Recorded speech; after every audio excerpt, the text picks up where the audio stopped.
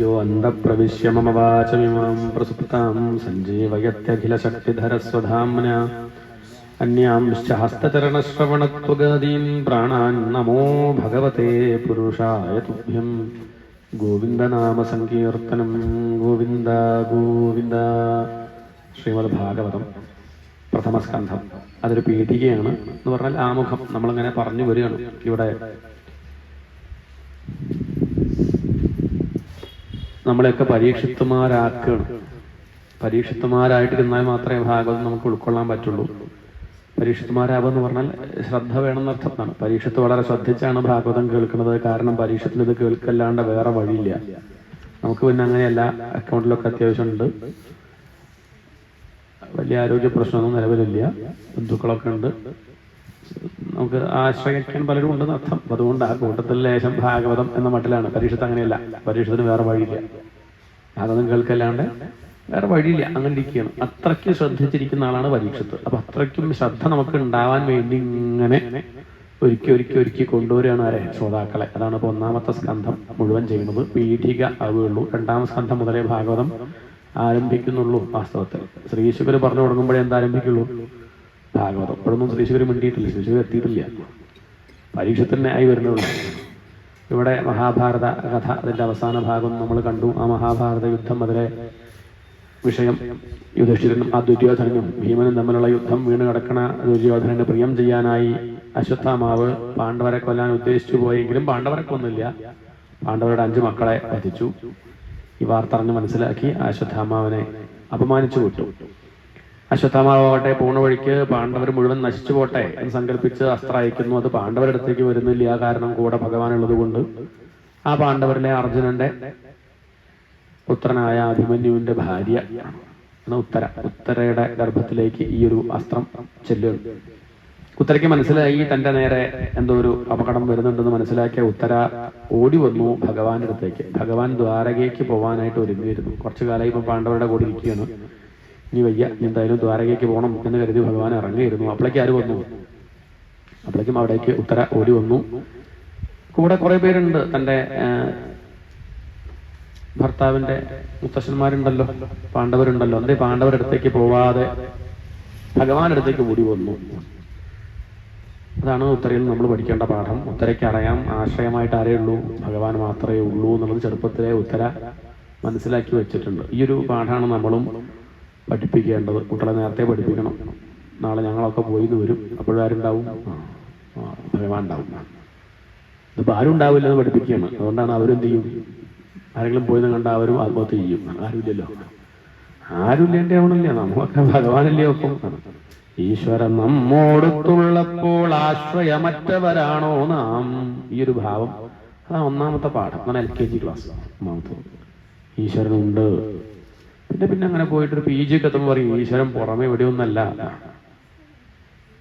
തിരുമേനിയിലല്ല, എല്ലാവരും അങ്ങനെയല്ല. അത് ചിലരിൽ മാത്രമല്ല, എല്ലാവരിലും ഉണ്ട് എന്നുള്ളത് അങ്ങോട്ട് അറിയൽ പെട്ടെന്ന് പറ്റിക്കൊള്ളുന്നില്ല. അതൊന്നും ആദ്യം ഉൾക്കൊള്ളാൻ പറ്റില്ല. അപ്പൊ ആദ്യം ഉണ്ടെന്ന് മനസ്സിലാക്കുക. അപ്പൊ ഉണ്ടെന്ന് നിങ്ങൾ കേൾക്കുമ്പോൾ എവിടെ ഉണ്ടെന്ന് നിങ്ങൾ വിചാരിക്കും. മുകളിൽ എവിടെ ഉണ്ടാവും, അതിന് ഉണ്ടല്ലോ, സമാധാനം ഉണ്ടെന്ന് അറിയുമ്പോൾ തന്നെ എന്തുണ്ട്?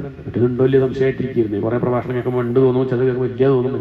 അങ്ങനെ നിൽക്കുന്ന ഒരാൾക്ക് ഉണ്ടെന്ന് അറിയുമ്പോൾ ഉണ്ടല്ലോ എന്തായാലും. അതാണ് ഇവിടെ പഠിപ്പിക്കണത്. അപ്പൊ അങ്ങനെ ചെറുപ്പത്തിലെ ഈ ഉത്തരയ്ക്ക് ഈ ഒരു ധാരണ ഉണ്ട്. ആശ്രയമായിട്ട് ആരേ ഉണ്ടാവുള്ളൂ? കൃഷ്ണനെ ഉണ്ടാവുള്ളൂ. പാണ്ഡവരുണ്ടായിട്ടും അവരുടെ അടുത്തേക്ക് പോവാതെ ആരുടെ അടുത്തേക്ക് വന്നു? ഭഗവാന്റെ അടുത്തേക്ക് ഓടി വന്നു. അവളുടെ ഒരു പ്രാർത്ഥന അതാണ് വളരെ പ്രധാനമാണ്.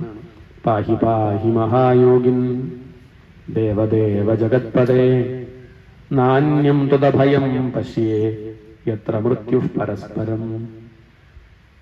പാഹി പാഹി എന്ന് പറഞ്ഞാൽ രക്ഷിക്കണേയാണ്. ആ 2 അക്ഷരം ഉണ്ടെങ്കിൽ നമുക്ക് ഏത് സ്തുതി വേണമെങ്കിലും എഴുതാം. പാഹി പാഹി ദേഹി ദേഹി. പിന്നെ ഏതാ അമ്പലത്തിന്റെ ദേവര പേര് വെച്ചാൽ മതി. പാഹി പാഹി രക്ഷിക്കണേനാണ്. ഇനി ബാക്കിയാ മനസ്സിലാക്കേണ്ടത്. മഹായോഗിൻ, അങ്ങ് ആരാണ്?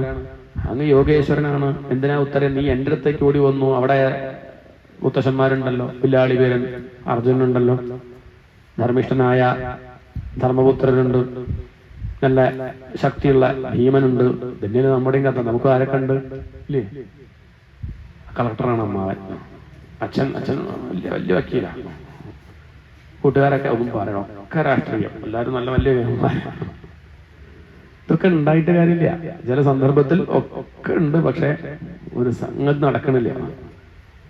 കാരണം ഒക്കെ കേമന്മാരാണ്. മുത്തശ്ശന്മാരും മോശക്കാരൊന്നല്ല. വില്ലാളി വീരനാണ് അർജുനൻ.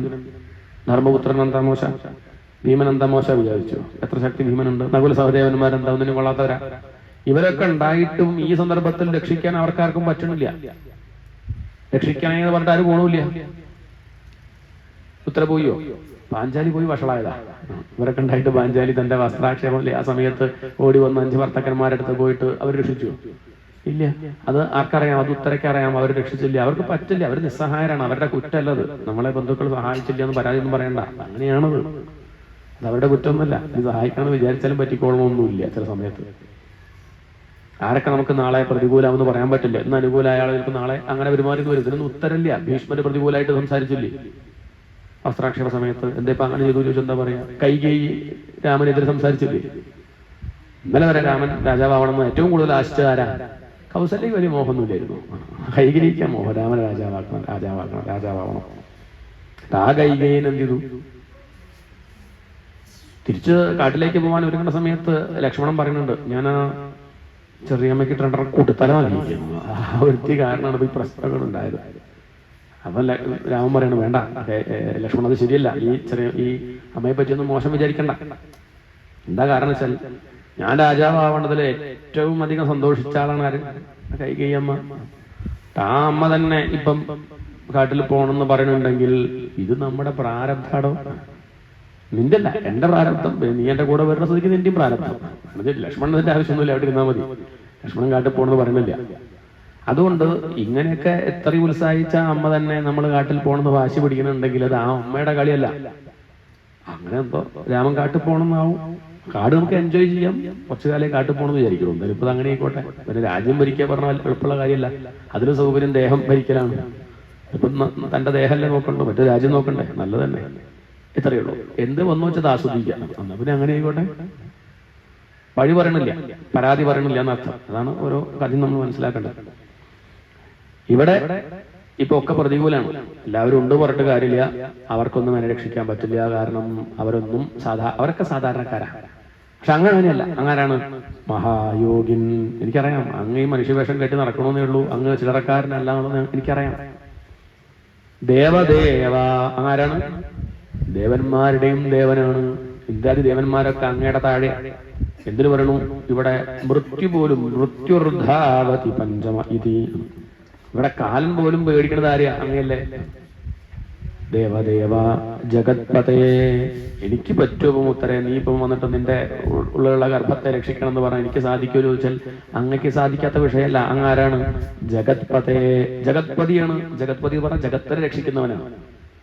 ഈ പ്രപഞ്ചത്തെ രക്ഷിക്കുന്ന ആളാണ് ആര്? ഭഗവാൻ. ഈ ബ്രഹ്മാണ്ടത്തെ, ഒരു ബ്രഹ്മാണ്ടമല്ല, എത്ര ബ്രഹ്മാണ്ടങ്ങളുണ്ട്? ഒരു സൂര്യനൊന്നുമല്ല, കോടി സൂര്യന്മാര്, എത്ര ഭൂമികള്. ഇതൊക്കെ രക്ഷിക്കുന്ന അങ്ങേക്ക് ഈ ഒരു ഉത്തരയുടെ ഗർഭത്തെ രക്ഷിക്കാനാ ബുദ്ധിമുട്ട്. ജഗത്പതയെ. അതുകൊണ്ട് അങ്ങ് രക്ഷിക്കണം. ഞാനിപ്പോ രക്ഷിക്കുന്നില്ലെങ്കിലോ അങ്ങനെ ചെയ്യില്ല. അങ്ങ് രക്ഷിക്കുന്നുള്ളത് എനിക്കറിയാം. ആശ്രയിച്ച അങ്ങ് കൈവിടില്ലല്ലോ. നാന്യം ത്വദഭയം പശ്യേ. അങ്ങല്ലാണ്ട് വേറൊരാളെ ഞാൻ ആശ്രയമായിട്ട് കാണുന്നില്ല. ആ തിരിച്ചറിവ് എന്താണ്? നാന്യം ത്വദഭയം പശ്യേ. അങ്ങല്ലാണ്ട് വേറൊരാളെ ഞാൻ ആശ്രയമായിട്ട് കാണുന്നില്ല.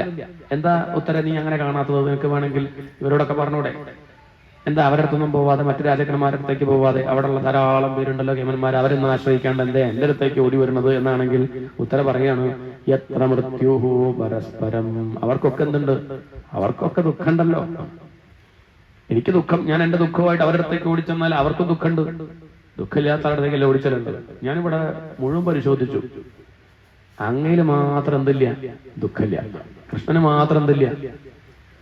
നമ്മൾ ലോകത്ത് നോക്കി നോക്കും, ദുഃഖമില്ലാത്ത ഒരാളെ കാണിച്ചിരും.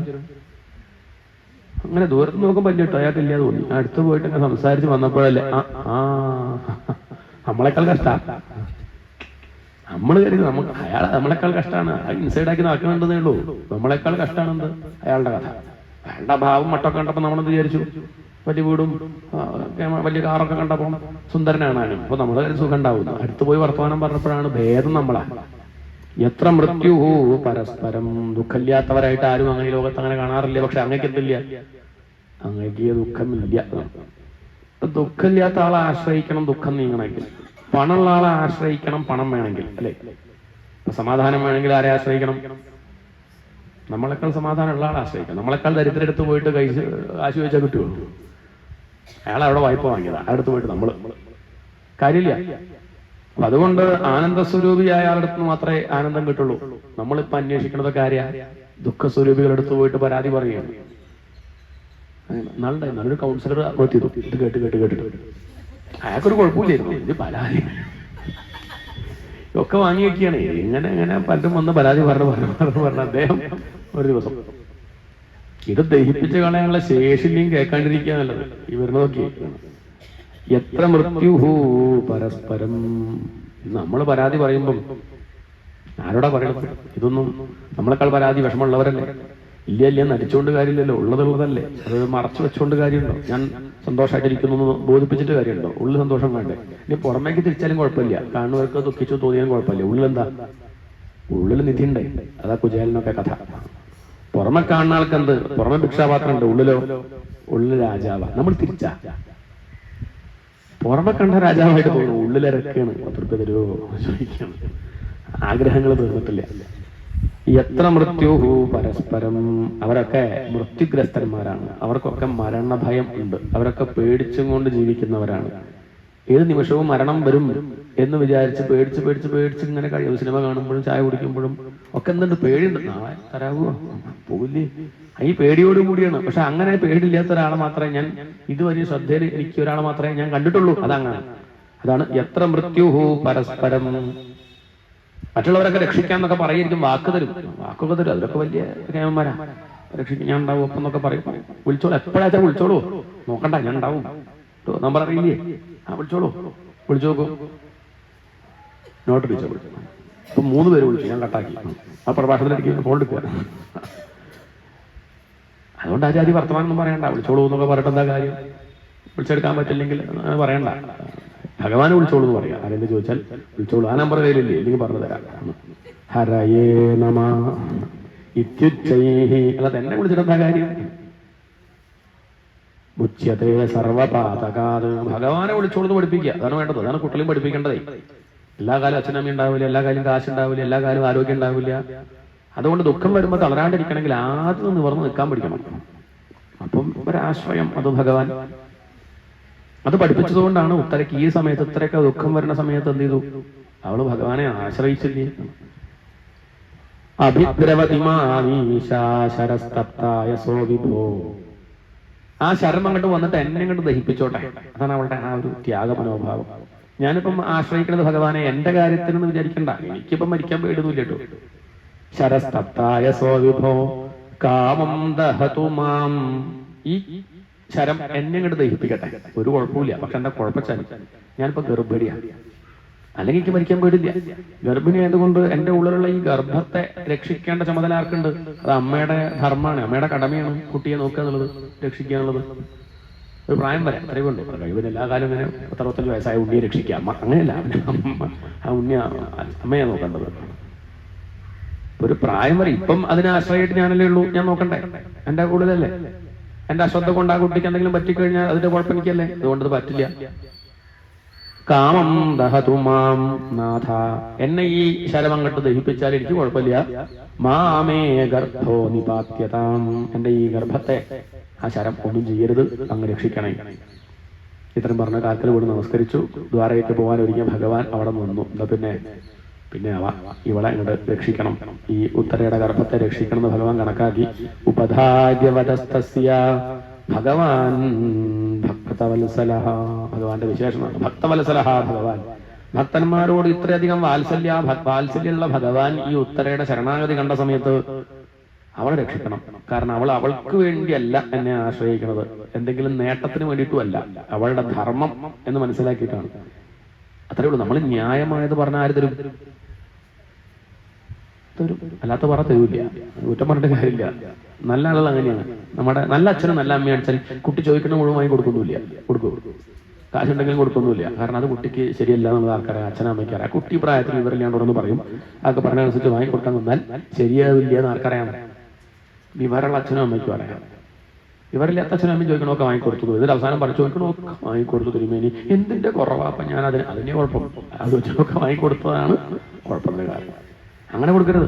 കുട്ടി ജലദോഷം തൊണ്ടതിനെ കേട്ടിരിക്കും, പനി പിടിച്ചിരിക്കുമ്പോൾ ഐസ്ക്രീം വേണമെന്നൊക്കെ പറയും. അത് വാങ്ങിക്കൊടുക്കുക അച്ഛൻ ആണോ? അത് ചെയ്യരുത്. കുട്ടിക്ക് വിവരമില്ല, അച്ഛന് വിവരമില്ലേ? കുട്ടിക്ക് ഇപ്പോൾ ഐസ്ക്രീം കൊടുത്താൽ ബുദ്ധിമുട്ടാവുന്നത് അറിയണം, കൊടുക്കാണ്ടിരിക്കണം. അത് വാശി പിടിക്കും, എന്നാലും കൊടുക്കരുത്. അതാണ് ഭഗവാന്റെ പ്രകൃതം. വെൽവിഷറാണ്. ആ കുട്ടിക്കൊരു അപകടം ഉണ്ടാവരുതെന്നുള്ള വിചാരം ആർക്കുണ്ട്? ഭഗവാനുണ്ട്. അതുകൊണ്ട് ചോദിച്ചു നമുക്ക് കൊടുക്കില്ല. ഇത് ന്യായമാണെന്നുള്ളത് കൊണ്ട് ഭഗവാൻ എന്ത് ചെയ്തു? അവിടെ രക്ഷിക്കണമെന്ന് കണക്കാക്കി വ്യസനം വീക്ഷ്യ തത്തേഷാം അനന്യ വിഷയാത്മനാം സുദർശനേന സ്വാസ്ത്രേണ സ്വാനാം രക്ഷാം യഥാത് വിഭു. ആ വിഭു ഈ പ്രപഞ്ചത്തെ, ഈ ബ്രഹ്മാണ്ടത്തെ രക്ഷിക്കുന്ന ഭഗവാൻ തന്റെ സുദർശനാസ്ത്രം കൊണ്ട് ആ ഉത്തരയെ രക്ഷിക്കുന്നു. ഉത്തരയുടെ ഗർഭത്തിലേക്ക് ഭഗവാൻ ശംഖചക്ര ഗദാധാരിയായിട്ട്, തള്ളവരന്റെ അത്ര വലുപ്പം, അങ്ങനെ ഒരു രൂപം സ്വീകരിച്ച് ഇപ്പൊ ഇവിടെ എത്തി, ഗർഭത്തിലെത്തി. അപ്പോഴും ശംഖും ചക്രമൊക്കെ ഉണ്ട്. ഇതിലിപ്പോ ഇങ്ങനെയൊക്കെ പുറപ്പെട്ടു പോയി ചോദിച്ചാൽ അതാ പരീക്ഷയിലൊന്ന് കാണട്ടെ. ആരാണ്? ഭാഗവതം കേൾക്കാൻ പോണ ആളാ.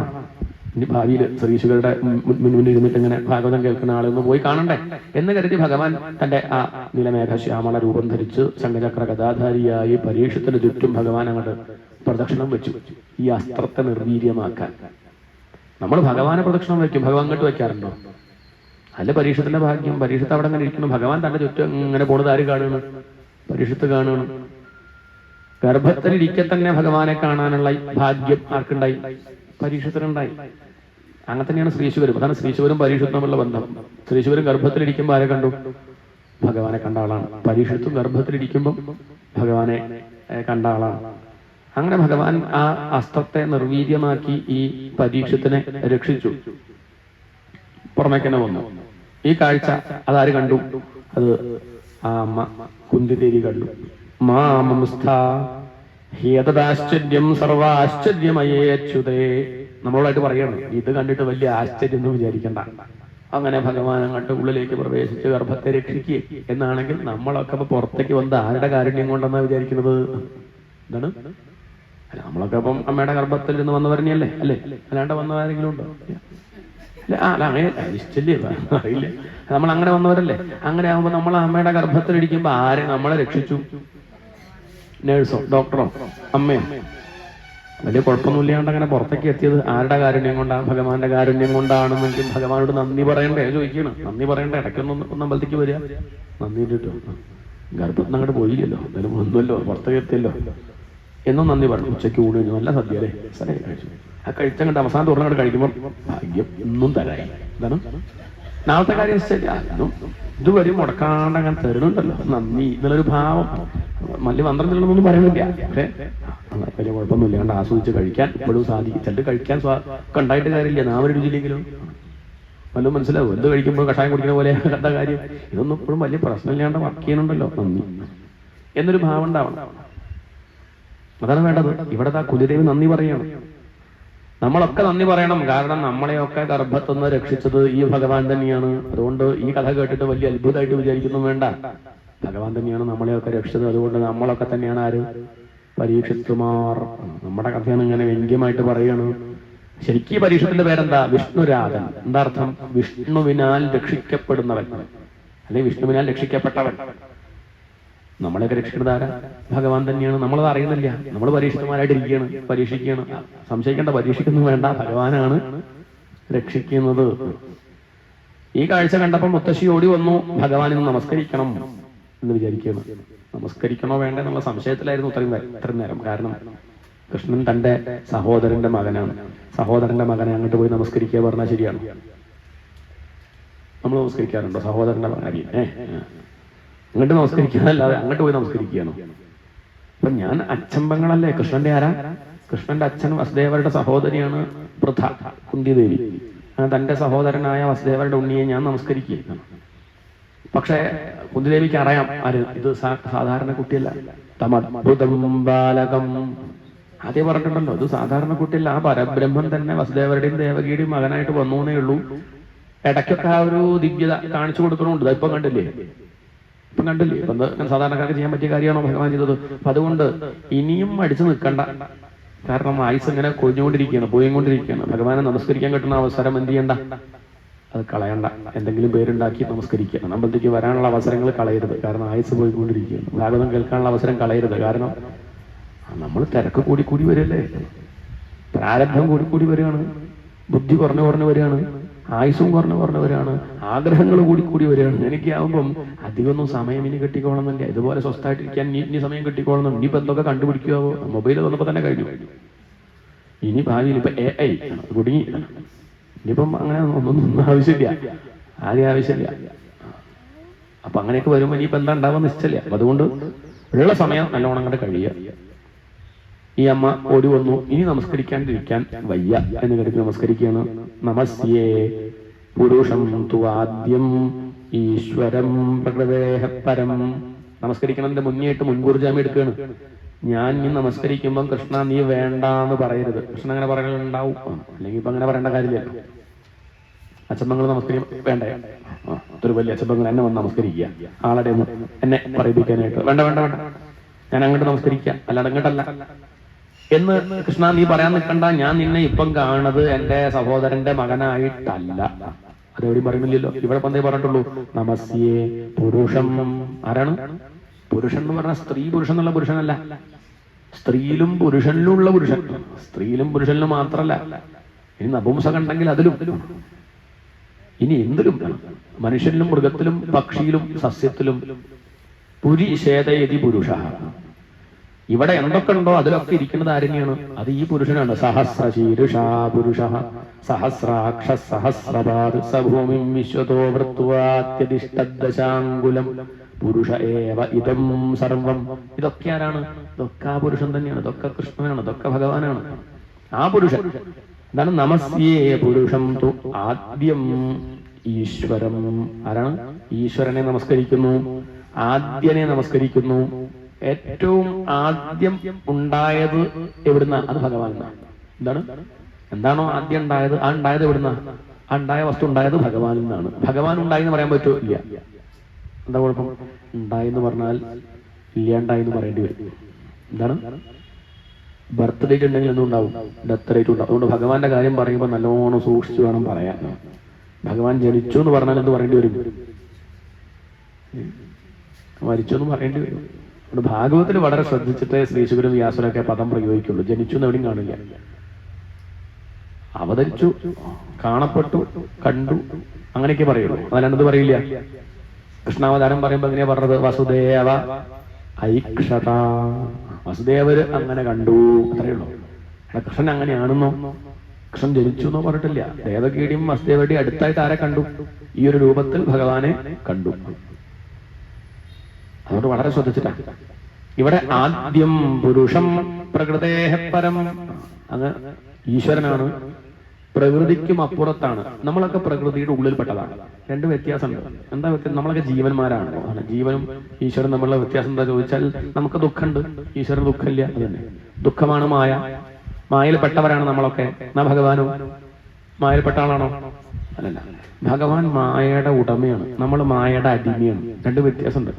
എന്താണ് മനസ്സിലായി? നമുക്ക് ചില ഉപാധികളുണ്ട്, അതിൽ പെട്ടവരാണ്, നമ്മൾ കുടുങ്ങി നിന്നവരാണ്. രണ്ടും തമ്മിൽ വ്യത്യാസമുണ്ട്. കാണുമ്പോൾ രണ്ടുപേരും ഒരുപോലെയൊക്കെ തോന്നും. പക്ഷെ ഒരാള് ദുഃഖിക്കുന്നു, ഒരാള് സന്തോഷമായിട്ടിരിക്കുന്നു. രണ്ടുപേരും മുറിയിൽ തന്നെയാണല്ലോ. രണ്ട് മുറിയിലാണ്, രണ്ട് മുറി ഒരുപോലെ തന്നെ മുറി. നമ്മളിങ്ങനെ നോക്കുമ്പോൾ രണ്ടുപേരെ നമുക്ക് കാണാം. രണ്ടും ഒരു ജനലിന്റെ അടുത്ത് ഒരാൾ ഇരിക്കുന്നുണ്ട്, മറ്റേ മുറിയുടെ ജനലിന്റെ അടുത്ത് മറ്റാൾ ഇരിക്കുന്നുണ്ട്. നമുക്ക് നോക്കുമ്പോൾ രണ്ടാളും ഒരുപോലെയാണ്, പക്ഷെ വ്യത്യാസമുണ്ട്. അടുത്ത് ഒന്ന് അന്വേഷിച്ചപ്പോഴാണ് മനസ്സിലായത് ഒരാളെ അവിടെ ആരോ മുറിയിലിട്ട് പൂട്ടിപ്പോയതാണ്.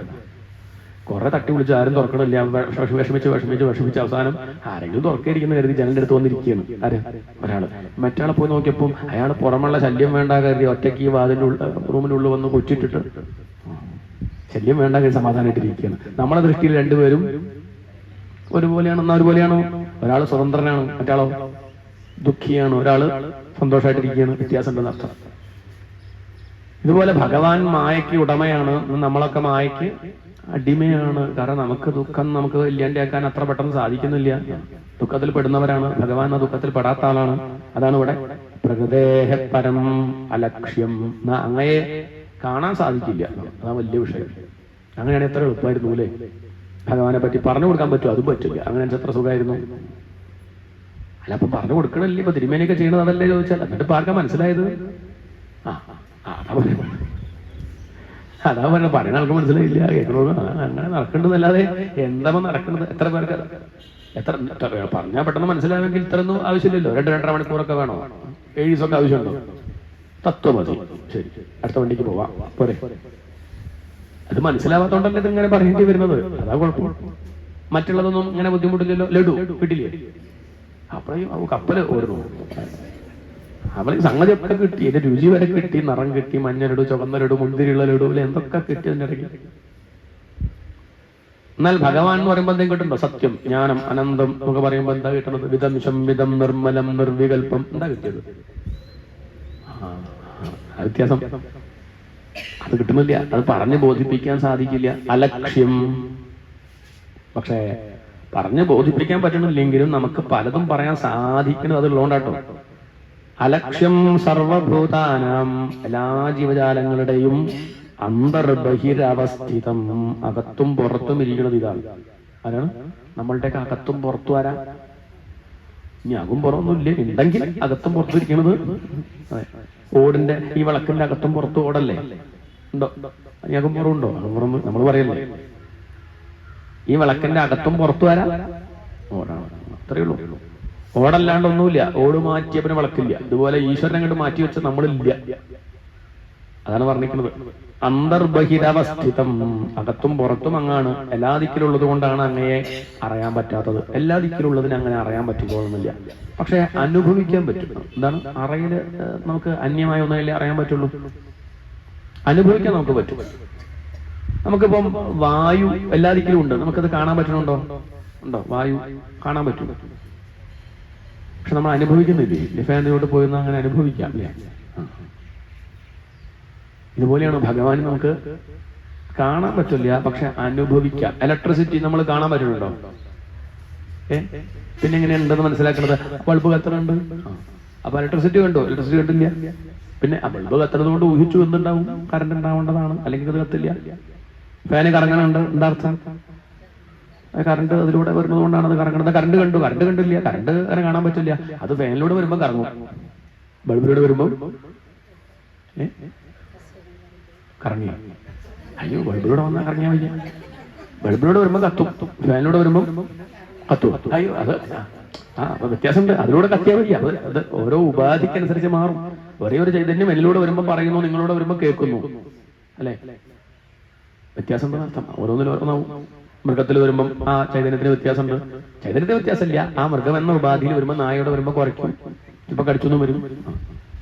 കടിച്ചു എഴുതിയിട്ട് ബ്രഹ്മല്ല പറയരുത്. ബ്രഹ്മം തന്നെയാണ്. അതിന്റെ സ്വഭാവം കടിക്കലാണ്. അപ്പം അങ്ങനെയുള്ള ബ്രഹ്മത്തെ മാറി ഒന്ന് തൊഴുതാൽ മതി. ഒരു കല്ല് കൈ പിടിച്ച് തൊഴുതാലും കുഴപ്പമില്ല. ഒരുപക്ഷെ എറിയേണ്ടി വരും, എന്നാലും സാരല്ല. അപ്പോഴും മനസ്സിലായിക്കോളൂ, ബ്രഹ്മം തന്നെയാണ്. അത് ഈശ്വരൻ തന്നെയാണ്. അല്ലാതെ പറയണ്ട. ഈശ്വരൻ അല്ലാണ്ട് ആവണമെന്നില്ല. അതാണ് ആദ്യ പടി. പഠിക്കാൻ ഉദ്ധവർക്ക് പറഞ്ഞു കണ്ടു. ഉദ്ധവ, ഇനിയിപ്പോ അതൊന്നും തനിക്ക് മനസ്സിലായില്ലേ, താൻ ഒരു കാര്യം ചെയ്യൂ.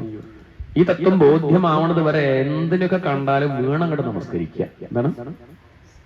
ആശ്വചാണ്ടാള ഗോഖരം, നായ തിന്നുന്നവനെയും ചണ്ടാളിനെയും പശുവിനെയും ഒക്കെ എന്നൊന്നുമില്ല, എന്തൊക്കെ ദൃഷ്ടിയിൽ പെടുന്നോ എല്ലാത്തിനെയും വീണങ്ങോട്ട് നമസ്കരിക്കുക. വെറുതെ നമസ്കരിച്ചാൽ പോരാ, വീണ് അങ്ങനെ കണ്ട് നമസ്കരിക്കുക. കപിലൻ പിന്നെ അത്ര പറയണില്ല, വീണമില്ല, മനസ്സുകൊണ്ട് നമസ്കരിച്ച. കപിലൻ എന്താ പറയാ, നിങ്ങൾ ജന്തുക്കളൊക്കെ ഉണ്ടെങ്കിൽ അവർ വീണ് നമസ്കരിച്ചാൽ ബുദ്ധിമുട്ടാവും ഞാൻ നോക്കാം. പക്ഷെ ഭഗവാൻ വേണം ദണ്ഡവത്ത്, വടി വീണത് പോലെ അങ്ങോട്ട് വീണ് നമസ്കരിക്കുക. കാരണം ഉള്ളിലുള്ള അഹന്ത അങ്ങോട്ട് പോട്ടെ, അതിലും ഇരിക്കുന്നത് ആ ചൈതന്യമാണെന്ന് അങ്ങോട്ട് ഉറപ്പ് വരട്ടെ. എത്ര കാലം ഞാൻ നമസ്കരിക്കണം? ഈ ഉറപ്പ് വരുന്നത് വരെ നമസ്കരിക്കണം. ഉറപ്പ് വന്നാൽ പിന്നെ നമസ്കരിക്കാൻ ഞാനും ഇല്ല, അതുമില്ല, എല്ലാം ഒന്ന് ഈശ്വരൻ നമസ്കരിക്കണം. നമ്മള് കണ്ണാടി കണ്ട നമസ്കാരം പറയൂ, കണ്ണാടി കണ്ടപ്പോ നമസ്കാരം എന്നാ കൊണ്ടുപോയിക്കോളൂ എവിടെയെങ്കിലും നേരെയൊക്കെ. അല്ലാതെ കണ്ണാടി ഞാൻ എന്നോട് നമസ്കാരത്തിന് പറയണു, ഞാൻ നിങ്ങളെ കാണുമ്പോൾ നമസ്കാരം പറയണത് നിങ്ങളിൽ നിന്ന് അന്യനായിട്ട് ഞാനുള്ളത് കൊണ്ടാണ്. നിങ്ങളിലുള്ളത് ഞാൻ തന്നെയാണെങ്കിൽ നമസ്കാരം പറയണോ? അതിന്റെ ആവശ്യമില്ല, ഞാൻ തന്നെയാണ് നമസ്കാരം. അപ്പൊ അവധൂതന്മാരങ്ങനെയാണ്, അവർ നമസ്കാരം എന്ന് പറയണമെന്നില്ല, അവർക്ക് അന്യം തോന്നുന്നില്ല. പണ്ട് രമണ മഹർഷിയോട് ചോദിച്ചൊരാൾ വന്നിട്ട്, അങ്ങ് സ്വാതന്ത്ര്യ സമരത്തിന്റെ ഒക്കെ ഒരു കാലമാണല്ലോ, അപ്പൊ എല്ലാവരും കഷ്ടപ്പെട്ടു, ഇയാളൊരു ഭാഗത്ത് വെറുതെ ഇരിക്കുകയാണ്, ഒരു കൗബീനെടുത്ത് വെറുതെ ഇരിക്കുക. അപ്പൊ ചിലക്കൊക്കെ വലിയ ദേഷ്യം, എത്രയോ ആൾക്കാർ കാണാൻ വരുന്നുണ്ട്. കാണാൻ വരുന്നത് ഇയാൾ പരസ്യം കൊടുത്തിട്ടൊന്നുമല്ല കേട്ടോ, കാണാൻ വരുന്നത് നോട്ടീസ് അടിച്ചിട്ടൊന്നുമല്ല. അത് പൂ വിടർന്ന് വെച്ച് നിന്നാൽ സുഗന്ധം ഉണ്ടെങ്കിൽ വണ്ട് വരും, നോട്ടീസ് കൊടുക്കണം. പനിനീർ പുഷ്പം വിടർന്നിട്ടുണ്ട്, വണ്ടുകളെ വന്നോളൂ എന്നൊന്നും പറയണ്ട. ശർക്കര കണ്ടാൽ ഉറുമ്പ് വരും, അത് എവിടുന്നെങ്കിലൊക്കെ വരും. അത് ഇപ്പം ശർക്കര പോയിട്ട് പ്രചരിപ്പിക്കുന്നല്ല. രമണ മഹർഷി അവിടെ ഇരിക്കുമ്പോൾ പലരും എത്രയോ ദൂരത്തുനിന്ന് പല വിദേശ രാജ്യങ്ങളിൽ നിന്നൊക്കെ പലരും കാണാൻ വരുന്നുണ്ട്. ഇപ്പൊ ചിലരൊക്കെ വന്ന് ചോദിക്കും, അങ്ങ് നോക്കും ഇങ്ങനെയൊക്കെ ഒരു വലിയ കാര്യം അവിടെ നടക്കുമ്പോൾ അങ്ങക്ക് സമൂഹത്തിന് സേവിച്ചൂടെ, എന്താണ് ലോക സേവ ചെയ്തുകൂടെ, അന്യരെ അങ്ങക്ക് സഹായിച്ചൂടെ എന്ന് ചോദിച്ചു. അപ്പൊ അദ്ദേഹം പറഞ്ഞു, ഞാൻ അന്യരെ കാണുന്നില്ല. അന്യരെവിടെ, എന്താണ് അല്ല മറ്റുള്ളവരെ സഹായിച്ചു, മറ്റുള്ളവരെവിടെ, മറ്റുള്ളവരെ കണ്ടാലല്ലേ. അപ്പൊ ഇവര് പറഞ്ഞു, ഞങ്ങൾ കാണുന്നുണ്ടല്ലോ. കാണുന്നുണ്ടെങ്കിൽ നിങ്ങൾ സേവിക്കൂ, വേണ്ട പറയണില്ല. നിങ്ങൾ കാണുന്നുണ്ടെങ്കിൽ നിങ്ങൾ സേവിക്കൂ. ഞാൻ കാണാത്തത് കൊണ്ട് എനിക്ക് സേവിക്കാൻ വയ്യ, കാരണം അന്യരെ കാണുന്നില്ല.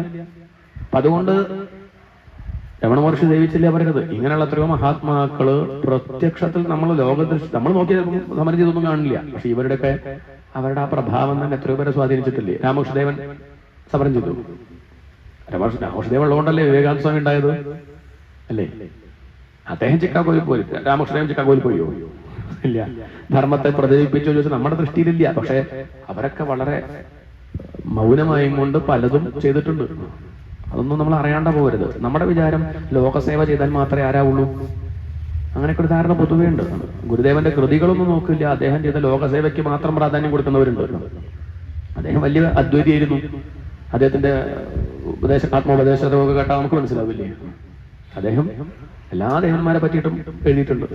അതൊന്നും ശ്രദ്ധിക്കില്ല. അദ്ദേഹം പറഞ്ഞ വേദാന്തം നോക്കില്ല. പക്ഷെ അദ്ദേഹം വലിയ സാമൂഹിക പ്രവർത്തകനായിരുന്നു പറയും. അല്ല, അത് മാത്രല്ല, അതൊക്കെ സ്വാഭാവികമായിട്ട് വരും. ഇങ്ങനെയുള്ള വേദാന്തികൾ അവർ ചെയ്യണതൊക്കെ എന്തായി മാറും? സമൂഹത്തിന് നന്മ ഉണ്ടാവുള്ളൂ. അവരുടെ ഓരോ ചലനവും ലോകത്തിന് ഹിതമായി മാറുകയാണ്. ഇവിടെ വായുവിനെ നമുക്ക് കാണാൻ പറ്റില്ല, പക്ഷെ അനുഭവിക്കാം. കാണാൻ പറ്റാത്തതൊക്കെ ഇല്ല പറയുന്നത് കേട്ടോ. നമുക്ക് ചിലപ്പോൾ ബുദ്ധി കൊണ്ട് മനസ്സിലാവാത്ത വിഷയം നമുക്ക് ഇല്ല പറഞ്ഞാൽ പറ്റില്ല. നമുക്കറിയാത്ത പല വിഷയമുണ്ട് ലോകത്ത്, അതൊന്നും പറ്റില്ല, അവർക്ക് അറിയില്ല എന്ന് പറയാം. എന്താണ് നിശ്ചയില്ല, അതിനെപ്പറ്റി എനിക്ക് അറിയില്ല. ചിലരൊക്കെ അങ്ങനെ പറയുന്നുണ്ട്. അപ്പം അതുകൊണ്ട് എനിക്ക് നിശ്ചയില്ല എന്നൊക്കെ പറയാം. അല്ലാണ്ട് ഇല്ല എന്നൊക്കെ തറപ്പിച്ച് പറയണമെന്ന് പാടില്ല. കാരണം കുറച്ച് കഴിഞ്ഞ് വിവരം ഉണ്ടാകുമ്പോൾ ചിലപ്പോൾ മാറ്റി പറഞ്ഞു വരും.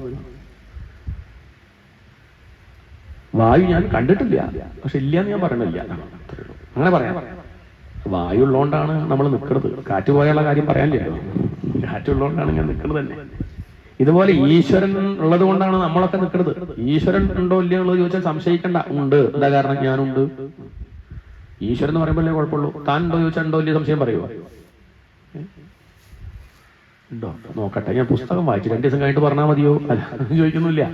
ഞാൻ ഈശ്വരന്റെ കാര്യം അവിടെ നിൽക്കട്ടെ, അത് പിന്നെ നോക്കാം. ഞാൻ ഉണ്ടോ ഇല്ലേ? എന്താ അഭിപ്രായം? ഉണ്ട്. ഈശ്വരൻ ഉണ്ടോ ഇല്ലെന്ന് പോലും നമുക്ക് അങ്ങനെ ഉറപ്പിച്ച് പറയാൻ പറ്റില്ല. പക്ഷെ ഇത് ഉറപ്പിച്ച് പറയാം, ഞാനുണ്ട്. എന്തായാലും ഇപ്പൊ ഉണ്ട്, നാളത്തെ കാര്യം നിശ്ചയില്ല, ഇപ്പൊ ഉണ്ട്. അതാരാ എന്താ പറയണത് അറിയോ? വാസ്തവത്തിൽ ഈശ്വരൻ ഉണ്ടെന്നാ പറയണത്. എന്താ പറയണത്?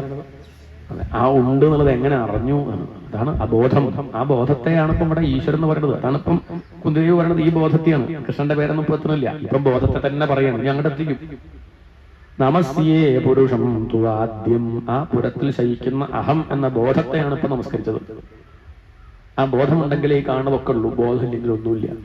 പുരുഷം പ്രകൃതേഹ പരം അലക്ഷ്യം സർവഭൂതാനാം അന്തർബഹിരവസ്ഥിതം. ആ അഹം എന്ന ബോധം നമ്മളിൽ മാത്രമേ ഉള്ളൂ എന്ന് വിചാരിക്കുന്നുണ്ടോ? ഇവിടെ ജഡം എന്ന് പറഞ്ഞ നമ്മൾ പറഞ്ഞ വസ്തുക്കൾക്ക് പോലും എന്തുണ്ട്? കല്ലിനും മുള്ളിനും പോലും എന്തുണ്ട്?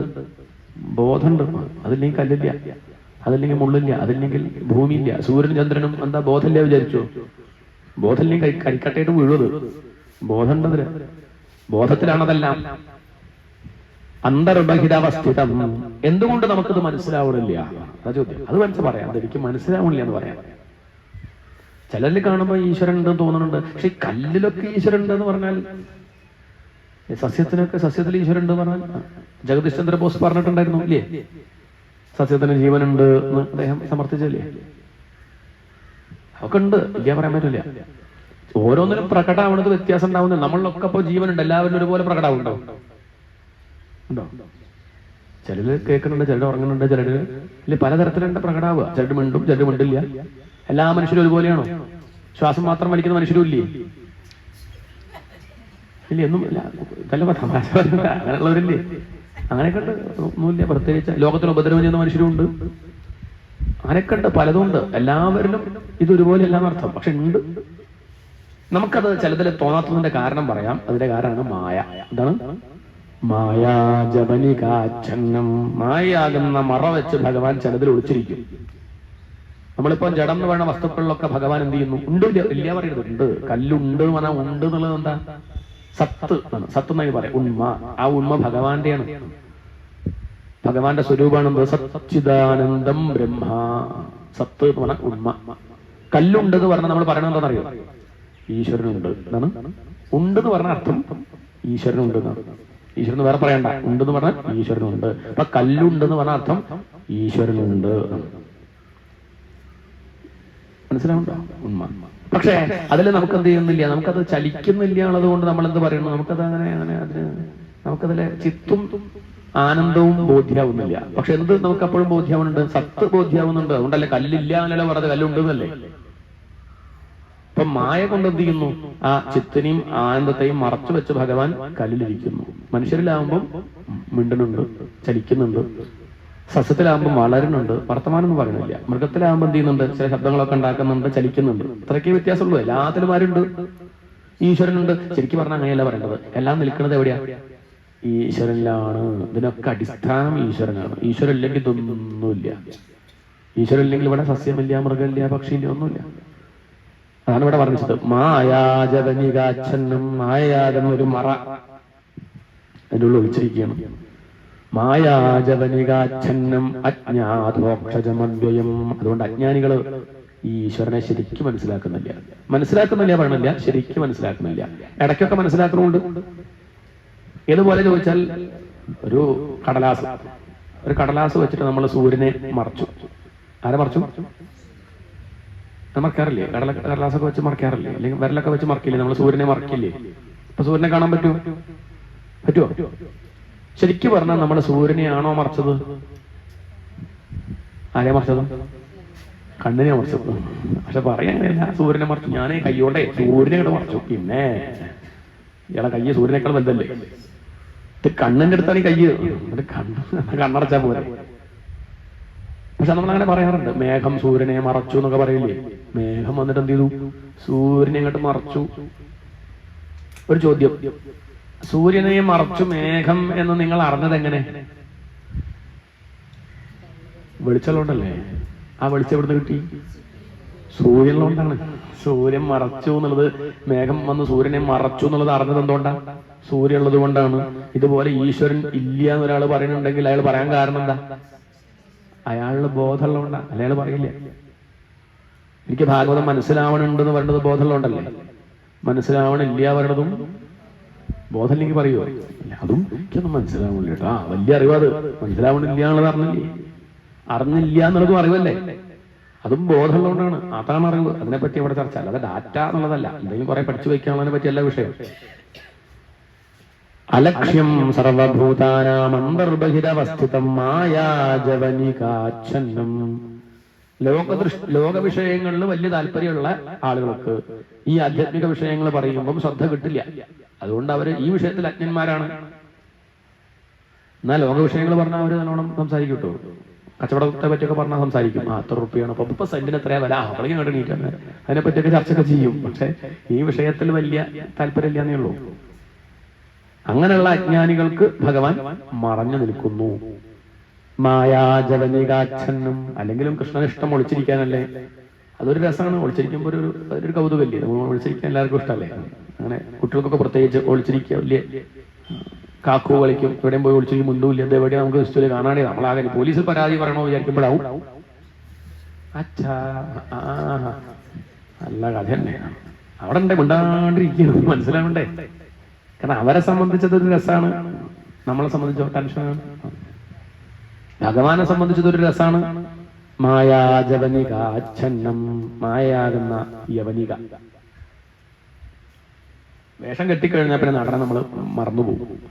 ചുട്ടി കുത്തുന്ന വരെ നമുക്കറിയാം വന്ന ആശാന ഏതാന്നൊക്കെ നമ്മൾ കാണുന്നുണ്ട്. അവ രാവിലെ വന്ന് അങ്ങനെ ഉച്ചയ്ക്ക് ഒന്ന് കടന്ന് ചുട്ടി കുത്തി കുറച്ച് കഴിഞ്ഞപ്പോഴേക്കും ആള് മാറിയിട്ടുണ്ട്. ചുട്ടു കുത്തിയപ്പോഴേക്കും നമുക്ക് ആളെ മനസ്സിലാവുന്നില്ല. നളനായിട്ട് വേഷം കെട്ടി ഇങ്ങനെ വരികയാണ്. അഭിനയിക്കുമ്പോൾ നമ്മളും ആരായി മാറും? നമ്മളും പിന്നെ നളനിന്നെ കാണുള്ളൂ. അതിലത്തെ ആരാ ചുറ്റി കുത്തിയതൊക്കെ നമ്മൾ പിന്നെ ശ്രദ്ധിക്കുമോ? അഭിനയിച്ചു തുടങ്ങിയാൽ ആ കൊട്ടിലും ആ എല്ലാം കൂടി ആ കിരീടൊക്കെ വെച്ച് അങ്ങനെ ഇരിക്കുമ്പോൾ നമ്മൾ അങ്ങനെ ആസ്വദിച്ചൊക്കെ കണ്ടു. നമ്മൾ എന്ത് മറന്നുപോയി? ആശാനെ പറ്റി മറന്നുപോയി. അതേത് ആശാന നിശ്ചല്ലേ, അയാളുടെ കാര്യമൊക്കെ നമ്മൾ വിട്ടു. ഇതുപോലെ നമ്മൾ എന്ത് ചെയ്യുന്നു? ഭഗവാൻ അങ്ങോട്ട് വേഷം കെട്ടി വന്നു. ആരുടെ വേഷം? ഭാര്യയുടെ വേഷം കെട്ടി വന്നപ്പോൾ നമ്മൾ എന്താ? ഇവര് ഭഗവാനെ മറന്നു. നമ്മൾ ഭാര്യയെ ശ്രദ്ധിക്കുന്നു. ഭഗവാൻ കുട്ടിയുടെ വേഷം കെട്ടി വന്നപ്പോഴേക്ക് കുട്ടിയുടെ കൊഞ്ചലൊക്കെ അങ്ങോട്ട് കേട്ടപ്പോഴേക്ക് ആരെ മറന്നു? അത് ഭഗവാൻ എന്നുള്ള കാര്യം നമ്മൾ തീരെ തോന്നുന്നില്ലല്ലോ. ഉണ്ടോ? ഭർത്താവിനെ കാണുമ്പോൾ തോന്നുന്നുണ്ടോ? ഭഗവാനെ തോന്നുന്നുണ്ടോ? പിന്നെ അത് ഭഗവാന്റെ കൈമത്താണ്. കാരണം അങ്ങനെ അങ്ങോട്ട് വേഷം കെട്ടിട്ട് നമുക്കത് മനസ്സിലാവുന്നില്ല. വല്ലാത്തൊരു വേഷം. തീരെ ഭഗവാനെ തോന്നുന്നില്ല, ലേശം പോലും തോന്നുന്നില്ല. ഭഗവാൻ തന്നെയാണത്. അങ്ങനെ വേഷം കെട്ടിട്ടാണ്. നല്ലോണം അഭിനയിക്കാൻ പറ്റുന്നവരെ നമ്മൾ എന്ത് ചെയ്യും? അഭിനയിച്ചു തുടങ്ങി നമ്മൾ നടനെ മറന്നുപോകും. പക്ഷെ ഇങ്ങനെയൊക്കെ ആണെങ്കിലും നല്ലോണം നടനെ പരിചയമുള്ളവർക്ക് എന്ത് വേഷം കെട്ടിയാലും മനസ്സിലാവേണ്ടിയിരിക്കുക. എത്ര വേഷം കെട്ടിയാലും നടനായിട്ട് നിൽക്കണം, അത് ഗോപിയാശാനാണ്. പിന്നെ നമുക്ക് മനസ്സിലാവില്ലേ? അത് നിൽപ്പ് കണ്ടാ അറിയില്ലേ? മൂക്ക് കണ്ടാൽ മനസ്സിലാവില്ലേ? കാരണം ഗോപിയാശാൻ അത്രയും പരിചയമുള്ളതുകൊണ്ടാണ്. ആ ഗോപിയാശാന്റെ കൃഷ്ണന്റെ വേഷം കെട്ടിയാലും മനസ്സിലാക്കും അതാരാ. അതിന് എന്തൊക്കെ ചുറ്റി കുത്തിയിട്ടും കാര്യമില്ല. അത്രയ്ക്ക് ബന്ധം ആരോടുള്ളതുകൊണ്ടാ? ആശാനോടുള്ളത് കൊണ്ട് അവർക്ക് മനസ്സിലാവും. ഇനി എന്ത് വേഷം കെട്ടിയാലും നമുക്ക് ചിലപ്പോൾ മോഹൻലാൽ അഭിനയിക്കുമ്പോൾ നമ്മൾ മറന്നുപോകും. മോഹൻലാലോട് അത്രയും അടുപ്പുള്ള ആളുകൾ കാണുമ്പോൾ മോഹൻലാൽ മനസ്സിലാവാണ്ടിരിക്കുമോ? തോന്നുന്നുണ്ടോ? അത്രയ്ക്ക് അടുപ്പുള്ളവർക്ക് മാറിപ്പോകുന്നില്ല, അത് മനസ്സിലാവാണ്ടിരിക്കില്ല. കാരണം അത്രയ്ക്ക് അറിയാം. ഇതുപോലെ ഭഗവാനോട് അത്രയ്ക്കും ചേർന്നിരിക്കുന്ന ഭാഗവതന്മാർക്ക് അവര് മായയിൽ പെടില്ല. ഭഗവാൻ ഏത് വേഷം കെട്ടിയാലും മനസ്സിലാവും. ഇതൊക്കെ കാണിക്കാൻ എണ്ണി കുറെ കഥകൾ പറയും. നരസിംഹ വേഷം കെട്ടി വന്ന സമയത്ത് ബ്രഹ്മാവ് പോലും പരിഭ്രമിച്ചു. ലക്ഷ്മി ദേവിക്ക് പോലും മനസ്സിലായില്ല. പക്ഷെ ആർക്ക് മനസ്സിലായി? പ്രഹ്ലാദന് മനസ്സിലായി. എന്തിനാ അങ്ങനെ പറയണോ?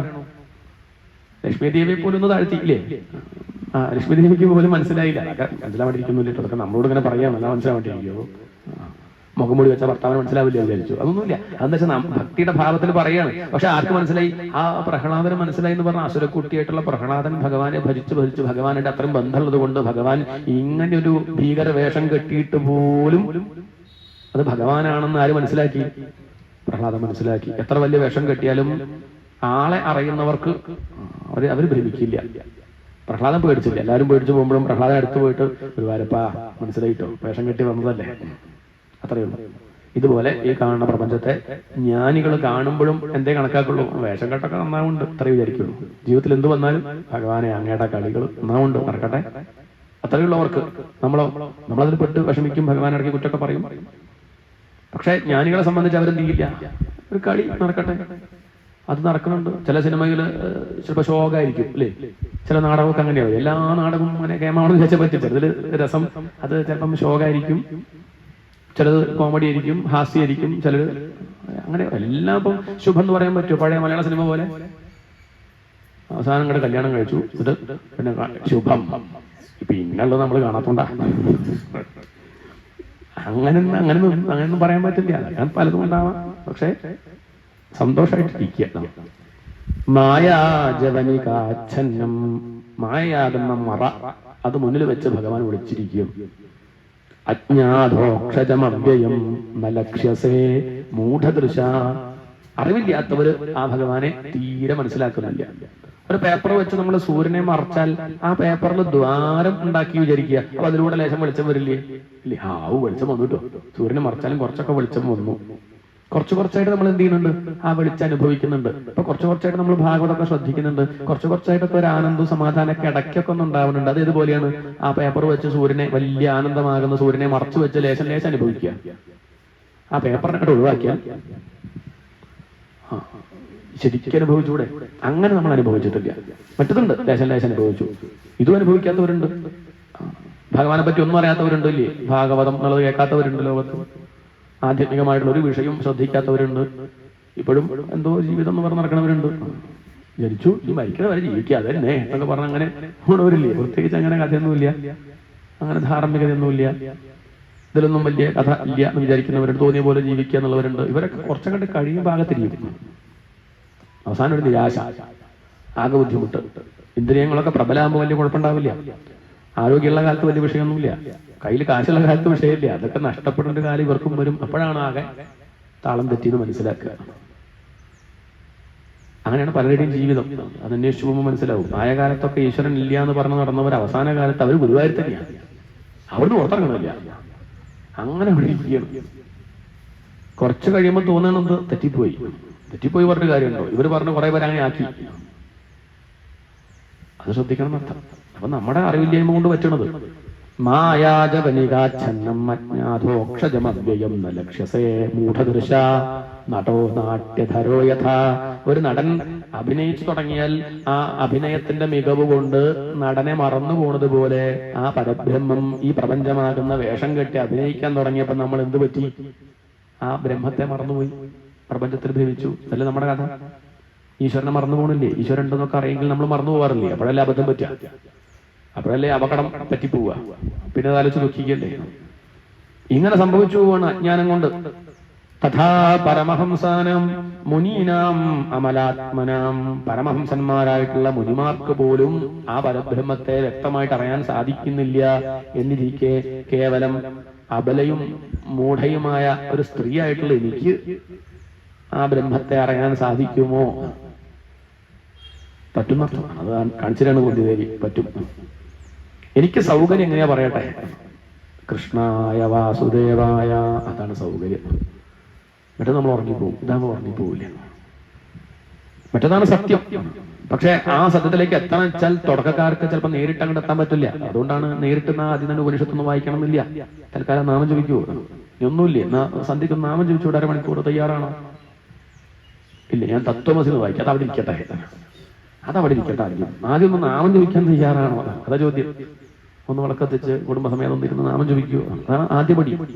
മെല്ലെ മെല്ലെ മെല്ലെ ഉയരാം. പടിപടിയായിട്ട് അങ്ങനെ ഉയരട്ടെ. കുറച്ചങ്ങോട്ട് കഴിഞ്ഞാൽ മെല്ലെ മെല്ലെ എന്ത് ചെയ്യാം?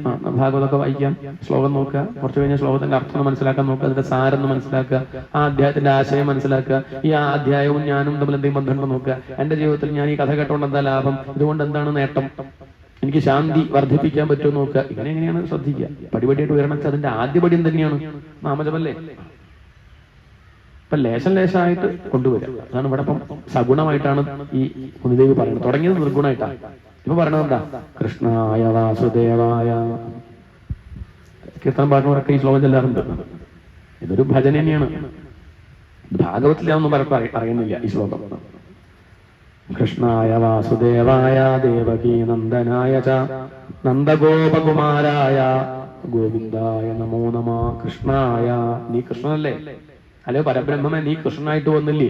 ആർക്ക് വേണ്ടി? ഞങ്ങൾക്കൊക്കെ വേണ്ടി. നീ പരബ്രഹ്മമായിട്ടിരുന്നാൽ ഞങ്ങൾക്ക് തൊടാൻ പറ്റുമോ? ഇതിപ്പോ ഞങ്ങൾക്ക് സൗകര്യത്തിന് വേണ്ടി നീ രൂപം ധരിച്ചു വന്നു. അത് വലിയ കാര്യമായി. വാസുദേവായ, അത് മാത്രല്ല, നീ വസുദേവരുടെ ഉണ്ണിയെ വന്നുകൊണ്ട് ഞാനായിട്ട് ഒന്നും കൂടി ബന്ധം ഉണ്ടായില്ലേ? വസുദേവരുടെ സഹോദരിയാണ് ആര്? കുന്തിദേവി. എന്റെ സഹോദരന്റെ മകനല്ലേ നീ? ഒന്നും കൂടി അടുപ്പം കൂടി. വാസുദേവായ, നമ്മുടേതാക്കി മാറ്റണം. ഭഗവാൻ എവിടെ ദൂരത്താ വിചാരിക്കരുതെന്ന് അർത്ഥം. ഭഗവാനെ കുറെ ദൂരത്താ. ഭഗവാൻ ഞാനെവിടെ കിടക്കണോ, ഭഗവാൻ എവിടെ കിടക്കണോ? അങ്ങനെയല്ല. ഭഗവാൻ നമ്മുടെ അടുത്ത് തന്നെയാണ്. ഭഗവാന് നമ്മളെ ഇഷ്ടല്യൊന്നുമില്ല. നമ്മളെ ഭഗവാൻ നോക്കുന്നുണ്ട്. നമ്മൾ ശ്രദ്ധിക്കാത്തോണ്ടെന്നാ പിന്നെ നിർബന്ധിക്കേണ്ട കഴിഞ്ഞിരിക്കുകയാണ് എന്നാ മനസ്സിലാക്കേണ്ടത്. അല്ലാണ്ട് ഞാൻ എന്നെ ജാതിയാണ്, അല്ലെ ഇന്ന രീതിയാണ്, ഈ സമ്പ്രദായമാണ്, എന്നെ വേണ്ട, അങ്ങനെയല്ല. കൃഷ്ണായ വാസുദേവായ ദേവകീ നന്ദനായ ച. ആ ദേവകി ഭാഗ്യവതി കേട്ടോ. ഞാൻ നിന്റെ അച്ഛമ്പങ്ങളായി നല്ലേ ഉള്ളൂ, അമ്മയാവും പറ്റിയില്ലല്ലോ. ദേവകിയല്ലേ നിന്നെ പ്രസവിച്ചത്. നിനക്ക് ആദ്യം നിവേദ്യം നിന്നതാരാ? അത് ദേവകിയല്ലേ, ഭാഗ്യല്ലേ ഇത്. കൃഷ്ണായ വാസുദേവായ ദേവകീ നന്ദനായ ച. അതിലും വലിയ ഭാഗ്യം നന്ദഗോപർക്കാട്ടോ. എന്റെ സഹോദരനെ പറഞ്ഞിട്ട് കാര്യമില്ല, അയാൾക്ക് വലിയ ഭാഗ്യം ഉണ്ടായില്ല. വസുദേവർക്ക് കൃഷ്ണന്റെ അച്ഛൻ എന്നുള്ള പേരുണ്ടായി, ശരിയാ. പിന്നെ 11 വയസ്സ് കഴിഞ്ഞിട്ട് അദ്ദേഹം കണ്ടുള്ളൂ. ആ 11 വയസ്സ് വരെ എവിടെയായിരുന്നു?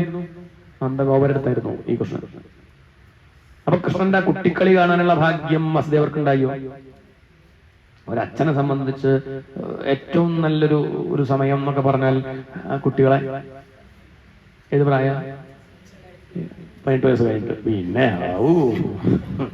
പിന്നെ തന്റെ അത്ര നോക്കാൻ തന്നെ വയ്യത്തേക്ക് നോക്കാനുണ്ടാവും. ശ്രദ്ധിച്ചാൽ മതി. പലരും അങ്ങനെ അച്ഛനും മകൻ സംസാരിക്കുന്നല്ലേ. അച്ഛൻ പൂമത്തിരുന്ന മകൻ ആത്തേക്ക് കയറി പോകും. മകൻ ഒപ്പം നന്നാ തന്നെ മനസ്സിലാവും. ഇതൊക്കെ സുഖം എപ്പോഴാന്ന് ചോദിച്ചാൽ ആ കുട്ടി ഒരു 6-7 മാസം കഴിഞ്ഞ് അങ്ങനെ പോയി ഒരു 4 വയസ്സ്, ഒരു 6 വയസ്സിന്റെ ഉള്ളിൽ നല്ല സമയമാണ്. അപ്പൊ തൊടാനും നല്ല മൃദുവായ ശരീരം, പുഞ്ചിരി, ആ കൊഞ്ചല്, അച്ഛാന്ന് കൊഞ്ചു വിളിക്കണമൊക്കെ കേൾക്കാൻ രസമാണ്. ആ ഒരു കുട്ടിപ്രായമല്ലേ, അതല്ലേ ഏറ്റവും നല്ല കാലം. അങ്ങനെയാണെങ്കിൽ ഭാഗ്യവാനാരാ? നന്ദഗോപർക്ക് കൃഷ്ണനെ എടുക്കാനും കൊഞ്ചിക്കാനും ഒക്കെ സാധിച്ചില്ലേ? വസുദേവർക്ക് അത് പറ്റിയോ? വസുദേവർ 12-11 വയസ്സ് കഴിഞ്ഞിട്ടല്ലേ കാണുള്ളൂ. ഭഗവാന്റെ മുട്ടുകൂത്തണ ലീലൊന്നും ആരും കണ്ടില്ല. ഇനി 11-ാം വയസ്സിന് മുട്ടുകുത്തിയാ വയ്യാനും. ആ കുട്ടിക്കാലത്ത് മുട്ടുകുത്തണം, ആ സമയത്ത് തന്നെ ചെയ്യേണ്ടത് വേണ്ടേ? അതൊക്കെ കാണാൻ ആർക്ക് സാധിച്ചു? അതൊക്കെ നന്ദഗോപർക്ക് സാധിച്ചില്ലേ? അപ്പം വസുദേവരെക്കാൾ കേമനാരാ? നന്ദഗോപര പറയേണ്ടി വരും. ഭാഗ്യവാൻ തന്നെയാണ്. കൃഷ്ണായ വാസുദേവായ ദേവകീ നന്ദനായ ച നന്ദഗോപകുമാരായ. ശരിക്കും എന്താ വേണ്ടത് വെച്ചാൽ അടുത്ത വരി യശോദാനന്ദനായ ച എന്നാ വേണ്ടത്. അങ്ങനെ യശോദയെ പറ്റി പറഞ്ഞിട്ടില്ല ആ ശ്ലോകത്തിൽ. യശോദ വേണ്ട ആരൊക്കെ വന്നു? വസുദേവര് വന്നു, ദേവകിയും വന്നു, നന്ദഗോപര് വന്നു. ഇനി ആര് വരണം? എന്താ യശോദ പറയാത്തത്? എന്താ പറയാത്തത്? ആലോചിച്ചില്ലേ? ആലോചിക്കണ്ടേ? ഇത്ര കുറെ ഭാഗത്തും കേൾക്കണു. ആലോചിക്കണ്ട. എന്താ ഈ യശോദയെ പറ്റി എന്താ ഇവിടെ പറഞ്ഞില്ല? അത് പറയുന്നില്ല. എന്താ അത് പറയാത്തത്? കുന്തിദേവി അസൂയ കൊണ്ട്. എന്താണ്? അവളെ പറ്റി ആലോചിക്കുമ്പോ കൃഷ്ണൻ എനിക്കിങ്ങോട്ട് അസൂയ കൊണ്ട് അവളെ പേരെന്നെ പറയാൻ തോന്നുന്നില്ല. അല്ല, എന്ത് ഭാഗ്യം ചെയ്തത് യശോദ. അതല്ലേ ബ്രഹ്മാവൊക്കെ പാടുന്നില്ലേ? എന്ന തപം സൈതനേ യശോദ, എന്ന തപം സൈതനേ. എന്ത് തപസ്സായി യശോദ ചെയ്തത്. അതുകൊണ്ട് തൽക്കാലം ഈ ഒരു ശ്ലോകത്തിന്റെ അവസാനത്തെ കഷ്ണത്തിൽ ഞാൻ യശോദയെ ഒതുക്കുന്നില്ല. അവൾക്കായിട്ടൊരു ശ്ലോകം ഞാൻ അവസാനം വെച്ചിട്ടുണ്ട് എന്നുള്ള മട്ടിലാണ് കുന്തിദേവി ഇവിടെ നിർത്തുകയാണ്. കാരണം ഇനിയിപ്പം അവസാനം ഈ യശോദയെ പറ്റി പറയാൻ തന്നെ ഒരു ശ്ലോകം എടുക്കും. കാരണം അത്രയ്ക്കും ഭാഗ്യം ചെയ്തവളല്ലേ. യഥാ ഋഷികേശ ഖലേന ദേവകീ കംസേന ദുഗ്ധാതിചിതം ശുചാർപ്പിത. സത്യം പറഞ്ഞാൽ കൃഷ്ണ, ഞാൻ ആലോചിക്കാറുണ്ട്, നീ നിന്റെ പെറ്റമ്മയോട് കാണിക്കുന്നതിനേക്കാൾ സ്നേഹം എന്നോട് കാണിച്ചിട്ടുണ്ട്. ഇങ്ങനെയാണ് ഭക്തന്മാര് പറയാ. ഏറ്റവും ഇഷ്ടം കൃഷ്ണ നിനക്ക് എന്നോടല്ലേ എന്നേ ആര് പറയുള്ളൂ? അങ്ങനെ പറയുന്നവരൊക്കെ ഉണ്ട് കേട്ടോ. കുറെ വിഷമം അനുഭവിച്ച അമ്മമാരും പറയും ഒക്കെ ഇഷ്ടമുള്ളതുകൊണ്ടാട്ടോ ഞാൻ നേരെ ആവണത്തിട്ട് ഭഗവാൻ ഇങ്ങനെ എന്നെ പരീക്ഷിക്കുകയാണ് എന്നേ പറയുള്ളൂ. ചേട്ടാ അങ്ങനെയല്ല, എന്നെ കണ്ടുകൂടാ തോന്നുന്നുണ്ടായാലും എന്തൊക്കെ ഞാൻ വഴിപാട് കഴിച്ചു, എന്താ എന്നെങ്ങനെ പരീക്ഷിക്കണം, ബുദ്ധിമുട്ടിക്കണം, ഇങ്ങനെ വ്യത്യാസം. അങ്ങനെയാണെങ്കിൽ കുന്തിദേവിയുടെ അത്ര ബുദ്ധിമുട്ടൊന്നും നമ്മൾ അനുഭവിച്ചിട്ടില്ല. ആലോചിക്കണം, മഹാഭാരതം വായിക്കുമ്പോൾ മനസ്സിലാവും എത്ര ബുദ്ധിമുട്ടാ അമ്മ അനുഭവിച്ചു എന്ന്. ജീവിതത്തിൽ ഇത്രയധികം ബുദ്ധിമുട്ട് അനുഭവിച്ച ഒരു സ്ത്രീ ലോകത്ത് വേറെ ഉണ്ടാവില്ല. അത്രയ്ക്ക് ആരനുഭവിച്ചിട്ടുണ്ട്? കുന്തിദേവി അനുഭവിച്ചിട്ടുണ്ട്. ഭർത്താവ് മരിച്ചു പോയി, പാവം 5 മക്കളെ എങ്ങനെയൊക്കെ കഷ്ടപ്പെട്ട് വളർത്തി. അതും തന്റെ ഭർത്താവിന്റെ ഏട്ടന്റെ മക്കള് ഉപദ്രവിക്കുന്നു, അന്നൊക്കെ രക്ഷിക്കണ്ടേ, എത്ര പണി. അതിന് മകനുണ്ടായി കർണൻ. ആ കർണൻ എവിടെയാണ് നിശ്ചയില്ല. അന്ന് ചീത്തപ്പേര് ഭയന്നിട്ട് അതിന് ഒഴുക്കി കളയാണ്ടായത്. പിന്നെ അത് കുറച്ചു കാലം കഴിയുമ്പോൾ കണ്ടു. പിന്നെ അവസാനം എന്താ ഉണ്ടായി? ആ കർണനെ തന്റെ മക്കൾ തന്നെയാണ് വധിക്കുന്നതേ. എത്ര കണ്ട് വിഷമം ഉണ്ടാവും അമ്മയ്ക്ക്. എന്തൊക്കെ അനുഭവിച്ചു. അവസാനം പിണ്ടം വെക്കാറാകുമ്പോൾ അടുത്ത് വന്ന് പറഞ്ഞു ധർമ്മപുത്രരോട്, മൂത്ത മകനോട് പറയാണ്, നീ ആദ്യം കർണന് പിണ്ടം വെക്കണം. അതെന്തിനാ അമ്മേ? നിന്റെ ഏട്ടനാ. എന്താണ്? എന്നാ മുണ്ടാണ്ടിരുന്നാ മതിയായിരുന്നു. എന്നാ പിന്നീടുള്ള കാലം വലിയ കുഴപ്പമില്ലാണ്ട് കഴിയുന്നു ഈ ധർമ്മപുത്രർക്ക്. അയാളെ ധർമ്മിഷ്ടം. അമ്മ തങ്ങോട്ട് പറയുമ്പോ പൊട്ടിക്കറിയാണ്, അയ്യോ അപ്പൊ ഏട്ടനെയായിരുന്നു നമ്മൾ വധിച്ചത്. ആ കർണനറിയുന്നു ഈ കാര്യം, തന്റെ അനിയന്മാരാണ്. പക്ഷെ ആർക്കറിയില്ല? ധർമ്മപുത്രർക്ക് അറിയില്ല. ധർമ്മപുത്രർ ഉറങ്ങിയിട്ടേ ഇല്ല, കുറെ കാലം ഉറങ്ങിയില്ല. എന്താ കാരണം? കർണനെ എങ്ങനെ കൊല്ലും എന്നാലോചിച്ചിട്ടാണ്. വലിയ കേമനാണ്. കർണനെ വധിക്കാൻ പറഞ്ഞ അത്ര എളുപ്പമുള്ള കാര്യമില്ല. വലിയ കേമനാണ്. എങ്ങനെ കൊല്ലും എന്നുള്ള വിചാരത്തിൽ ഉറങ്ങിയില്ല. കൊന്നു കഴിഞ്ഞപ്പോഴോ ഇതേ കാരണം പറഞ്ഞ ഉറങ്ങിയില്ല. എന്ത്? കൊന്നുപോയല്ലോ, ഏട്ടനല്ലേ കൊന്നുപോയല്ലോ, ആലോചിച്ച് ഉറങ്ങിയില്ല. അപ്പൊ എത്ര കണ്ട് സംഘർഷം ആ അമ്മ അനുഭവിച്ചിട്ടുണ്ടാവും ചിന്തിക്കണം. ആ കുന്തിദേവി എത്ര കണ്ട് വിഷമം അനുഭവിച്ചിട്ടുണ്ടാവും. എന്നിട്ടും അമ്മ പറയണം, ഈ വിഷമൊക്കെ ഞാൻ ഇങ്ങനെ അനുഭവിച്ചതേ കൃഷ്ണ നീ ഉള്ളതുകൊണ്ടാണ്. ശക്തിയായിട്ട് ആരുണ്ട്? നീ ഇല്ലെങ്കിൽ ഞാൻ പണ്ടേ പോണ്ടതായിരുന്നു. വിമോചിതാഹം സഹാത്മജാ വിഭോ ത്വയൈവ നാഥേന. നീ തന്നെയാണ് എനിക്ക് അഭയമായിട്ടുള്ള. ത്വയൈവ നാഥേന, നീ തന്നെ. വേറൊരാളും ഞാൻ പറയണില്ല, എന്റെ മക്കളെന്ന് ഞാൻ പറയണമെന്നില്ല. അവരൊക്കെ എന്താ എനിക്ക് വെച്ചിട്ടുണ്ടല്ലോ. നീ മാത്രമാണ് ബലമായിട്ട് ഉണ്ടായത്. ത്വയൈവ നാഥേന മുഹുർവിപദ് ഗണാത്. എപ്പോഴെപ്പോഴൊക്കെ ആപത്ത് എനിക്കുണ്ടായോ അപ്പോഴൊക്കെ നീ വന്ന് രക്ഷിച്ചിട്ടുണ്ട്. നിന്റെ അമ്മയെ നീ രക്ഷിച്ചത് 11 വയസ്സ് കഴിഞ്ഞിട്ടാ. കാരാഗൃഹത്തിൽ അടച്ചതാ കംസൻ. പിന്നെ കൃഷ്ണൻ വലുതായി 10-11 വയസ്സായപ്പോഴാണ് വന്നാരെ രക്ഷിക്കുന്നത്. ആ പെറ്റമ്മയെ അച്ഛനെയൊക്കെ രക്ഷിക്കുന്നത് അപ്പോഴല്ലേ. പക്ഷേ കുന്തിദേവിക്ക് വിഷമം ഉണ്ടാകുമ്പോഴൊക്കെ ആരവിടെ ഉണ്ട്? കൃഷ്ണൻ അവിടെ ഉണ്ട്. സന്ദർഭങ്ങൾ കേൾക്കണോ? എണ്ണി എണ്ണി അമ്മ അങ്ങനെ പറയുകയാണ്. അത് ഈ ഒരു ശ്ലോകത്തിൽ ഏകശ്ലോകി മഹാഭാരതം, ഒരു ശ്ലോകത്തിൽ മഹാഭാരത കഥ മുഴുവൻ കൃഷ്ണന്റെ കാരുണ്യം തന്നെയാണ് അതിലും പറയാനുള്ളത്. വിഷാത് മഹാഗ്നേഹേ പുരുഷാദ ദർശനാത് അസത്സഭായ വനവാസ കൃച്ഛത മൃധേ മൃധേ അനേക മഹാരഥാസ്ത്രത ദ്രൗണ്യസ്ത്രതശ്ചാസ്മഹരേ അഭിരക്ഷിത. ഓരോ സന്ദർഭം എടുത്തു പറയണം. ഇങ്ങനെ പറയാൻ വേണ്ടത് ഭഗവാൻ കാണിച്ച കാരുണ്യം ഇങ്ങനെ എണ്ണി എണ്ണി എണ്ണി ഓർമ്മ വെച്ച നാൾ മുതലുള്ളത് ഇങ്ങനെ അയവർക്കണം. ഇതിപ്പോ അതൊന്നും സൗഭാഗ്യത്തെ പറ്റി ഓർക്കണേ ഇല്ല. ഒന്നാലോചിച്ചാൽ നമുക്ക് അർഹത ഉള്ളതിനേക്കാൾ അധികം ഭഗവാൻ തന്നില്ലേ? ഇല്ല. നമുക്കങ്ങനെ തോന്നുന്നത് അജ്ഞാനം കൊണ്ടാണ്. എത്ര തന്നു, എത്രയോ പേര് എന്തൊക്കെ ദുരിതം അനുഭവിക്കുന്നുണ്ട്. ആ ദുരിതം നമ്മളിപ്പോ അനുഭവിക്കുന്നില്ലല്ലോ. അത്ര പ്രശ്നമില്ലല്ലോ. നമ്മളത് ഉയരത്തിലേക്ക് നോക്കാൻ മാത്രമേ പഠിച്ചുള്ളൂ. ഒന്ന് താഴേക്കൊന്നും നോക്കാൻ പഠിക്കണ്ടേ? എന്തെല്ലാം കഷ്ടപ്പാട് അനുഭവിക്കുന്നവർ ഈ ലോകത്തുണ്ട്. ഇടയ്ക്ക് അങ്ങനെയൊക്കെ ഒന്ന് കാണണം. മെഡിക്കൽ കോളേജിലൊക്കെ ഒന്ന് പോയി നോക്കുക. അസുഖം ഇല്ലെങ്കിൽ ഒന്ന് പോവുക. വെറുതെ സെക്യൂരിറ്റി പുറത്താക്കും, എന്നാലും നമ്മളൊന്നും പോയി എന്ന് പറഞ്ഞാൽ നമുക്ക് കാണുന്നത് നല്ലതാണ്. എന്തൊക്കെയാ കഥ എന്നൊക്കെ അറിയാം. എന്തെല്ലാം തരത്തിലുള്ള രോഗങ്ങൾ, എന്തൊക്കെ പ്രശ്നങ്ങൾ അനുഭവിക്കുന്നുണ്ട്. ഇടയ്ക്ക് ക്യാൻസർ സെന്ററിലൊക്കെ ഒന്ന് പോവുക, കാണുക. പലതരത്തിലുള്ള വൈകല്യം അനുഭവിച്ചുകൊണ്ടുള്ള കുട്ടികളെ ഒക്കെ കാണാം. പല ദിക്കിൽ അങ്ങനെയൊക്കെ പോയി കാണണം. നഷ്ടം കാണണം. അപ്പോഴൊക്കെയാണ് നമ്മൾ മനസ്സിലാക്കുക എന്തോ ഈ ഒരു പ്രശ്നങ്ങളൊന്നും തന്നിട്ടില്ല കേട്ടോ. ഇതിപ്പോ അതൊന്നും നമ്മൾ പാർക്കിലും ബീച്ചിലും മാത്രമേ പോകുന്നുള്ളൂ.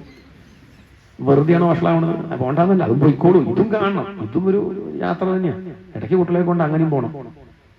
ആശുപത്രിയിൽ പോകണം, വൃദ്ധസദനത്തിൽ പോകണം, ബാലസദനത്തിൽ പോകണം, തെരുവുകളിലൂടെ നടക്കുക.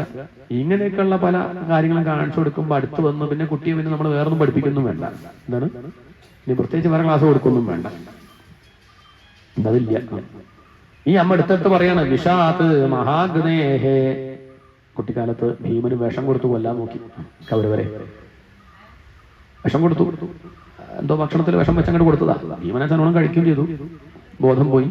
കെട്ടി താഴ്ത്തി ജലാശയത്തിലേക്ക് കല്ല് വെച്ചങ്ങോട്ട് താഴ്ത്തേണ്ടായത്. താഴ്ത്തങ്ങോട്ട് എത്തിയപ്പം നാഗലോകത്തെത്തി. നാഗദേവത അവിടുത്തെ നാഗങ്ങൾ കൊത്തിയ സമയത്ത് ആദ്യം കയറി വിഷം അങ്ങോട്ട് ഇറങ്ങി. ഇത് കൃഷ്ണന്റെ ആളാന്ന് മനസ്സിലാക്കിയാൽ ആ നാഗലോകത്തുള്ളവർ പറയുന്നത് കൃഷ്ണന്റെ ബന്ധുവാണ്. ആരാണ്? കൃഷ്ണൻ അതുവരെയും മഹാഭാരതത്തിൽ വന്നു തുടങ്ങിയിട്ടില്ല. അതിന്റെ മുന്നേ തന്നെ കൃഷ്ണനെ പറ്റി ഭീമൻ കേട്ടിട്ടുണ്ട്. ഇവർ പറയുന്നത് എന്ത് കൃഷ്ണന്റെ ആളാ തോന്നുന്നുണ്ട്. അതുകൊണ്ട് അവിടെ നമുക്ക് ഇയാളെ തിരിച്ച് പറഞ്ഞയക്കാം എന്നൊക്കെ പറഞ്ഞ് കൊടുത്തൊരുക്കി ഈ ഭീമനെ തിരിച്ച് അങ്ങനെ തന്നെ പറഞ്ഞയക്കുകയാണ്. അത് മാത്രല്ല, നാഗങ്ങളുടെ വക ഒരു വരം, 10,000 മാനകളുടെ ശക്തി അംഗീകരിക്കട്ടെ എന്ന് പറഞ്ഞ് അനുഗ്രഹിച്ചു വിടുകയാണ്. കൊല്ലാൻ നോക്കിയതാ. അതെന്തായി മാറി? അത് ഭാവിയിൽ ജരാസന്ധനെ വധിക്കാനുള്ള കഴിവും കൂടി നേടി വരികയാണ്. അത് ഉപദ്രവിക്കാൻ നോക്കി എന്തായി മാറുകയാണ്? അത് ഉപകാരമായിട്ട് മാറ്റിയില്ലേ ഭഗവാൻ. വിഷാദ് മഹാഗ്നേഹേ. മഹാഗ്നേഹേ ആ അരക്കില്ലത്തിൽ വെച്ച് ചുട്ടുവെല്ലാം നോക്കിയില്ലേ?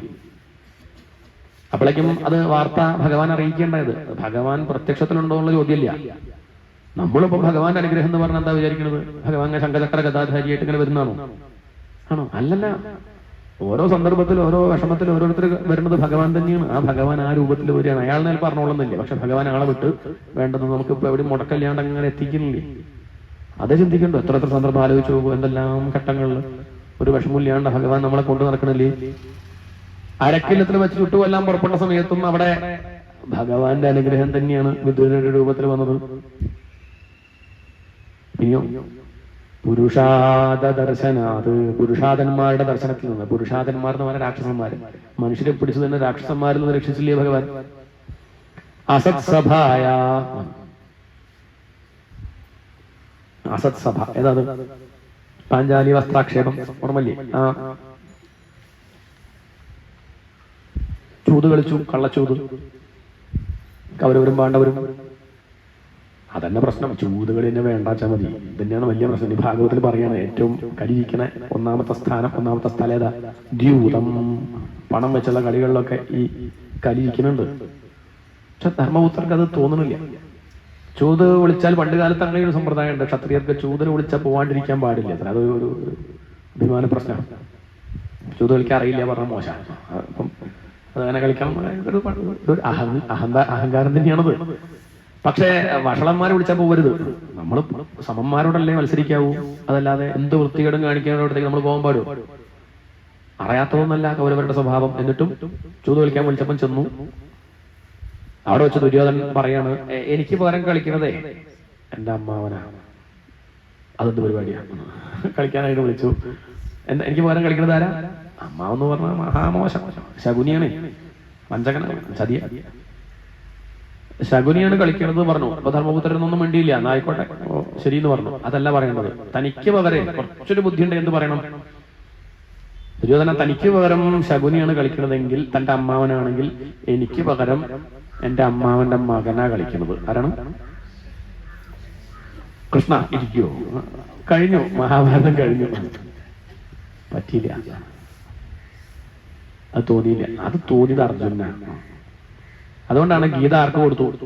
നമ്മളിപ്പോ സ്വഭാവം നോക്കിയാൽ വിചാരിക്കും ധർമ്മപുത്രക്കെ ശരിക്കും ഉപദേശിക്കണം. നമുക്ക് പലപ്പോഴും തോന്നും അർജുനൻ പിന്നെ ഒരു എടുത്തുകാട്ടക്കാരനാണ്, ധർമ്മപുത്രൻ ഒരു പതിഞ്ഞൊരാളാണ്, എന്നാൽ പറ്റെങ്കിൽ ഗീത ഉപദേശിക്കേണ്ടതാക്കാം, നല്ല യോഗ്യനാണ്, അയാൾക്ക് പറഞ്ഞു കൊടുത്താൽ. പക്ഷെ പറഞ്ഞു കൊടുത്തില്ലേ? കൃഷ്ണൻ ഇങ്ങനെ നോക്കി ആർക്കും അത് കൊടുക്കണം. നാഗോലിനും സഹദേവനും കൊടുക്കണ്ട, ഭീമന് കൊടുക്കണ്ട, ധർമ്മപുത്രക്ക് വേണ്ട, ആർക്ക്? അർജുനൻ കുഴപ്പമില്ല. അർജുനൻ ഭഗവാന് താക്കോൽ അങ്ങോട്ട് കൊടുത്തു, ഡ്രൈവറാക്കി. നീ കൊണ്ടുപോയാൽ മതി, എവിടെ അച്ഛാ എങ്ങനെ അച്ഛാൽ, ഞാൻ ഇനി ഓർക്കക്ഷീണത്തിൽ വണ്ടി ഓടിക്കുന്നില്ല. അപ്പൊ തന്നെ ഭഗവാൻ മനസ്സിലായി ഇയാൾക്ക് വേണത് കൊടുക്കാൻ. ഒരു സമർപ്പണ ഭാവം കൂടുതൽ ആർക്കുണ്ട്? അർജുനുണ്ട്. ആള് കുറച്ചൊക്കെ അഹങ്കാരം ഉണ്ടാവും, അപ്പൊ നമുക്കില്ലേ? അത്ര നമ്മുടെ അത്രയൊന്നും അയാൾക്കില്ല. അതുകൊണ്ട് കുറച്ചൊക്കെ അങ്ങനെ ഇങ്ങനെയൊക്കെ ഉണ്ടാവും. എന്നാലും ആ ഒരു ചിന്ത. ധർമ്മപുത്രര് പക്ഷെ എന്ത് പറഞ്ഞിട്ടില്ല, അത് പറയാൻ തോന്നിയില്ല. ഞാൻ മതി എന്നുള്ളൊരു വിചാരമുണ്ട്. അത് തന്നെയാണ് ദുഃഖിക്കാൻ കാരണമായത്. ഭഗവാൻ വന്ന് ഏറ്റെടുത്തിട്ടൊന്നുമില്ല. അങ്ങനെ സ്വഭാവം ഭഗവാനും ഇല്ല. പറഞ്ഞാൽ ചെയ്യുന്നതല്ലാതെ നമ്മൾ പോയിട്ട് പിന്നെ ഞാനാവാന്ന് പറയാൻ പറ്റുമോ? ചൂത് കളിച്ചു, തോറ്റു, കള്ളച്ചൂതാണ്, കളമാണ് ചെയ്യണത്. അവസാനം അടുത്ത കളി ജയിക്കുന്ന കരുതി പണയം വെച്ചു ഇനിയിപ്പോ ഒന്നുമില്ല.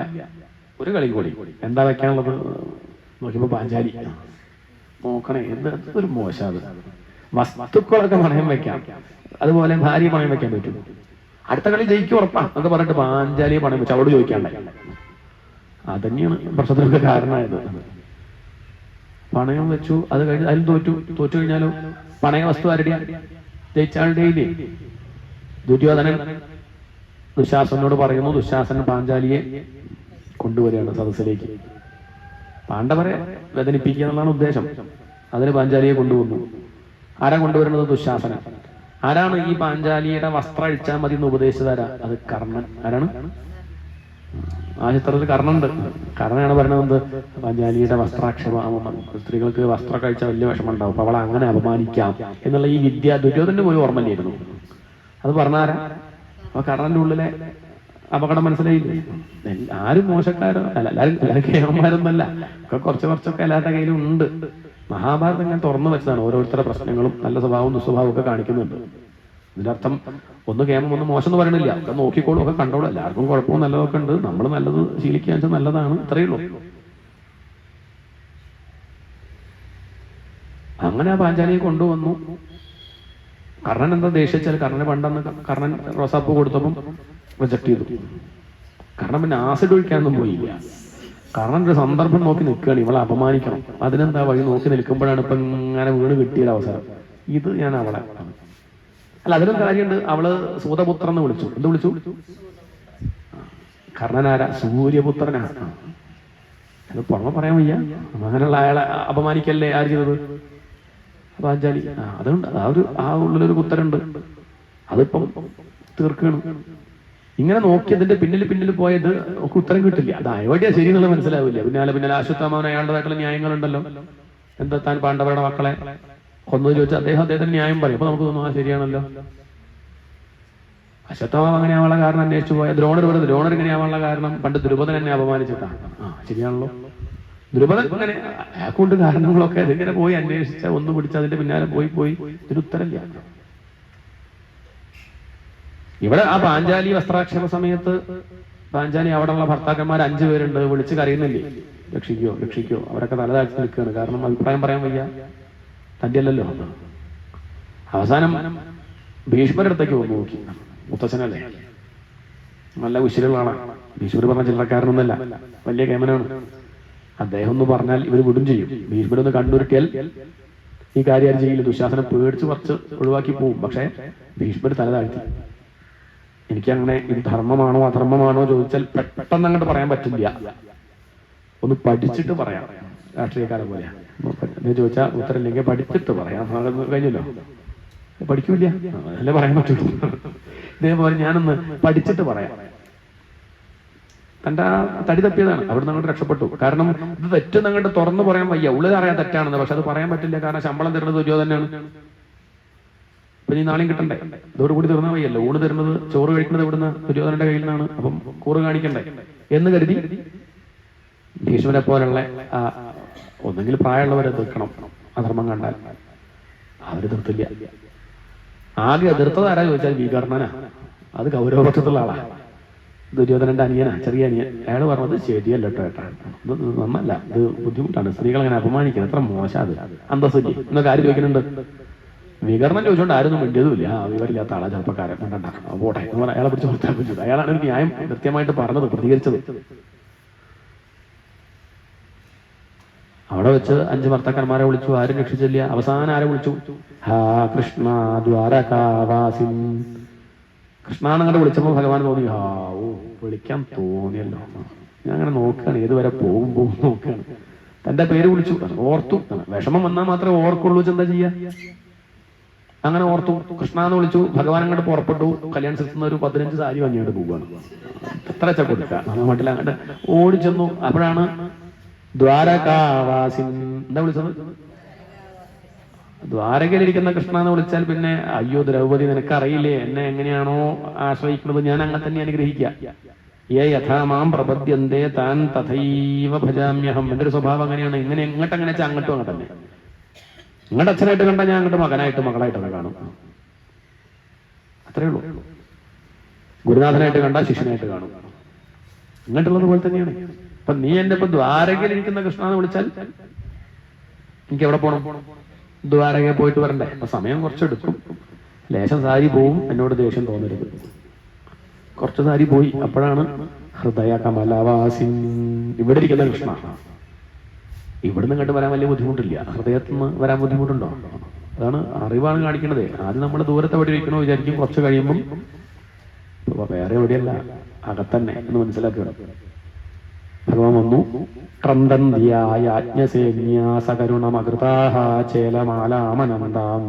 കരഞ്ഞുകൊണ്ടിരിക്കുന്ന പാഞ്ചാലിയുടെ മാനം കാത്തു. അവള് കണ്ണടച്ചങ്ങനെ ഭഗവാന്റെ നാമം ചോദിച്ച് കരയുന്നു. ദുശാസന സാരി അങ്ങനെ അഴിക്കുന്നുണ്ട്. എത്ര അഴിച്ചിട്ടും തീരുന്നില്ല. രാവിലെ 8:45 തുടങ്ങിയത്, വൈകുന്നേരം 5 മണിയായി. പറ്റുന്നില്ല. ഭഗവാൻ മാനം കാക്കാൻ വിചാരിച്ചാൽ പിന്നെ അവരെ അപമാനിക്കാൻ ആർക്കെങ്കിലും പറ്റുമോ? 5 ഭർത്താക്കന്മാരുണ്ടായിട്ട് ആര് വേണ്ടി വന്നു? അതാണ് ഈ പാഠം. ആര് വേണ്ടി വന്നു? ഭഗവാൻ വേണ്ടി വന്നില്ല. സ്ത്രീകളുടെ മാനത്തിന് ഇത്രയധികം വില കൽപ്പിക്കുന്ന ഒരു പുരുഷൻ ലോകത്ത് വേറെ ഇല്ല എന്ന് കാണിക്കാണ് ഈ കഥ തന്നെ. അതാണ് ഇപ്പൊ കുന്തിദേവി ഓർക്കണത്. അസത്സഭായ വനവാസകൃച്ഛതഃ. അച്ഛനില്ലാത്ത കുട്ടികളാ. ന്യായം ആയ വസ്തുക്കളൊന്നും തന്നില്ല. അവസാനം കാട്ടിൽ കഴിയുന്ന സമയത്ത് അവിടെ ഉപദ്രവിക്കാൻ വരികയാണ്.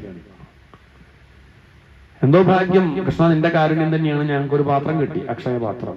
എന്ത് വിചാരിച്ചാലും കിട്ടും, ചോദിച്ചാൽ എന്തോ തരും. അങ്ങനെ ഒരു പാത്രം. വിഷയം പാഞ്ചാലി കഴിച്ചു കഴിഞ്ഞാൽ പിന്നൊന്നും കിട്ടില്ല. അങ്ങനെ കുഴപ്പത്തിലുണ്ട്. ദുർവാസാവിനെ പറഞ്ഞയച്ചു ദുര്യോധനൻ. ഇനി ആ പാണ്ഡവരെന്ന് ഉപദ്രവിക്കണം, അവരങ്ങനെ സൂക്ഷിച്ച് കഴിയണ്ട അവിടെ എന്നുള്ള മട്ടിൽ. ഒന്നും കൊടുത്തില്ല എന്ന് മാത്രമല്ല, കാട്ടിലെങ്കിലും സമാധാനമായിട്ട് ഇരുന്നോട്ടെ കരുതണ്ടേ? അതില്ല. ആ ദുഷ്ടബുദ്ധി ഒന്ന് ആലോചിച്ച് നോക്കൂ. ദുർവാസാവിനെ പറഞ്ഞയച്ചു. കുറച്ച് വൈകി പോയാൽ മതി, അപ്പോഴേക്ക് അവിടെ കാലാവുള്ളൂ എന്നൊക്കെ പറഞ്ഞു. പാഞ്ചാലി കഴിച്ചതിന് ശേഷം പോട്ടാനുള്ള ഉദ്ദേശം. അങ്ങനെ ദുർവാസാവ് അവിടെ എത്തി. പാഞ്ചാലി ഭക്ഷണം കഴിച്ചു കഴിഞ്ഞിട്ടുണ്ടായിരുന്നു. ഒരു 1 മണിയാകുമ്പോൾ കഴിച്ചു. ദുർവാസാവ് 2:15 എത്തുന്നത്. അപ്പോഴേക്കും പാഞ്ചാലി കഴിച്ചു കഴിഞ്ഞിട്ടുണ്ട്. ഭൂമുഖത്തിരിക്കുന്ന ധർമ്മപുത്രര് പാഞ്ചാലി കഴിച്ചില്ല, അയാൾക്കറിയില്ലല്ലോ. തന്റെ കഴിഞ്ഞിട്ടുണ്ട്, അവളെ കഴിഞ്ഞിട്ടുണ്ടാവില്ല വിചാരിച്ചു. ദുർവാസാവിനെ കണ്ടപ്പോ എന്ത് പറഞ്ഞു? അവിടെ മറ്റേ പാത്രം ഉണ്ടല്ലോ, ആ ഒരു ധൈര്യത്തിൽ എന്ത് പറഞ്ഞു? ഊൺ തയ്യാർ, കാല് കഴുകി കയ്യും കഴുകി കണ്ടിട്ട് ഇരുന്നോളൂ, ഊൺ റെഡി.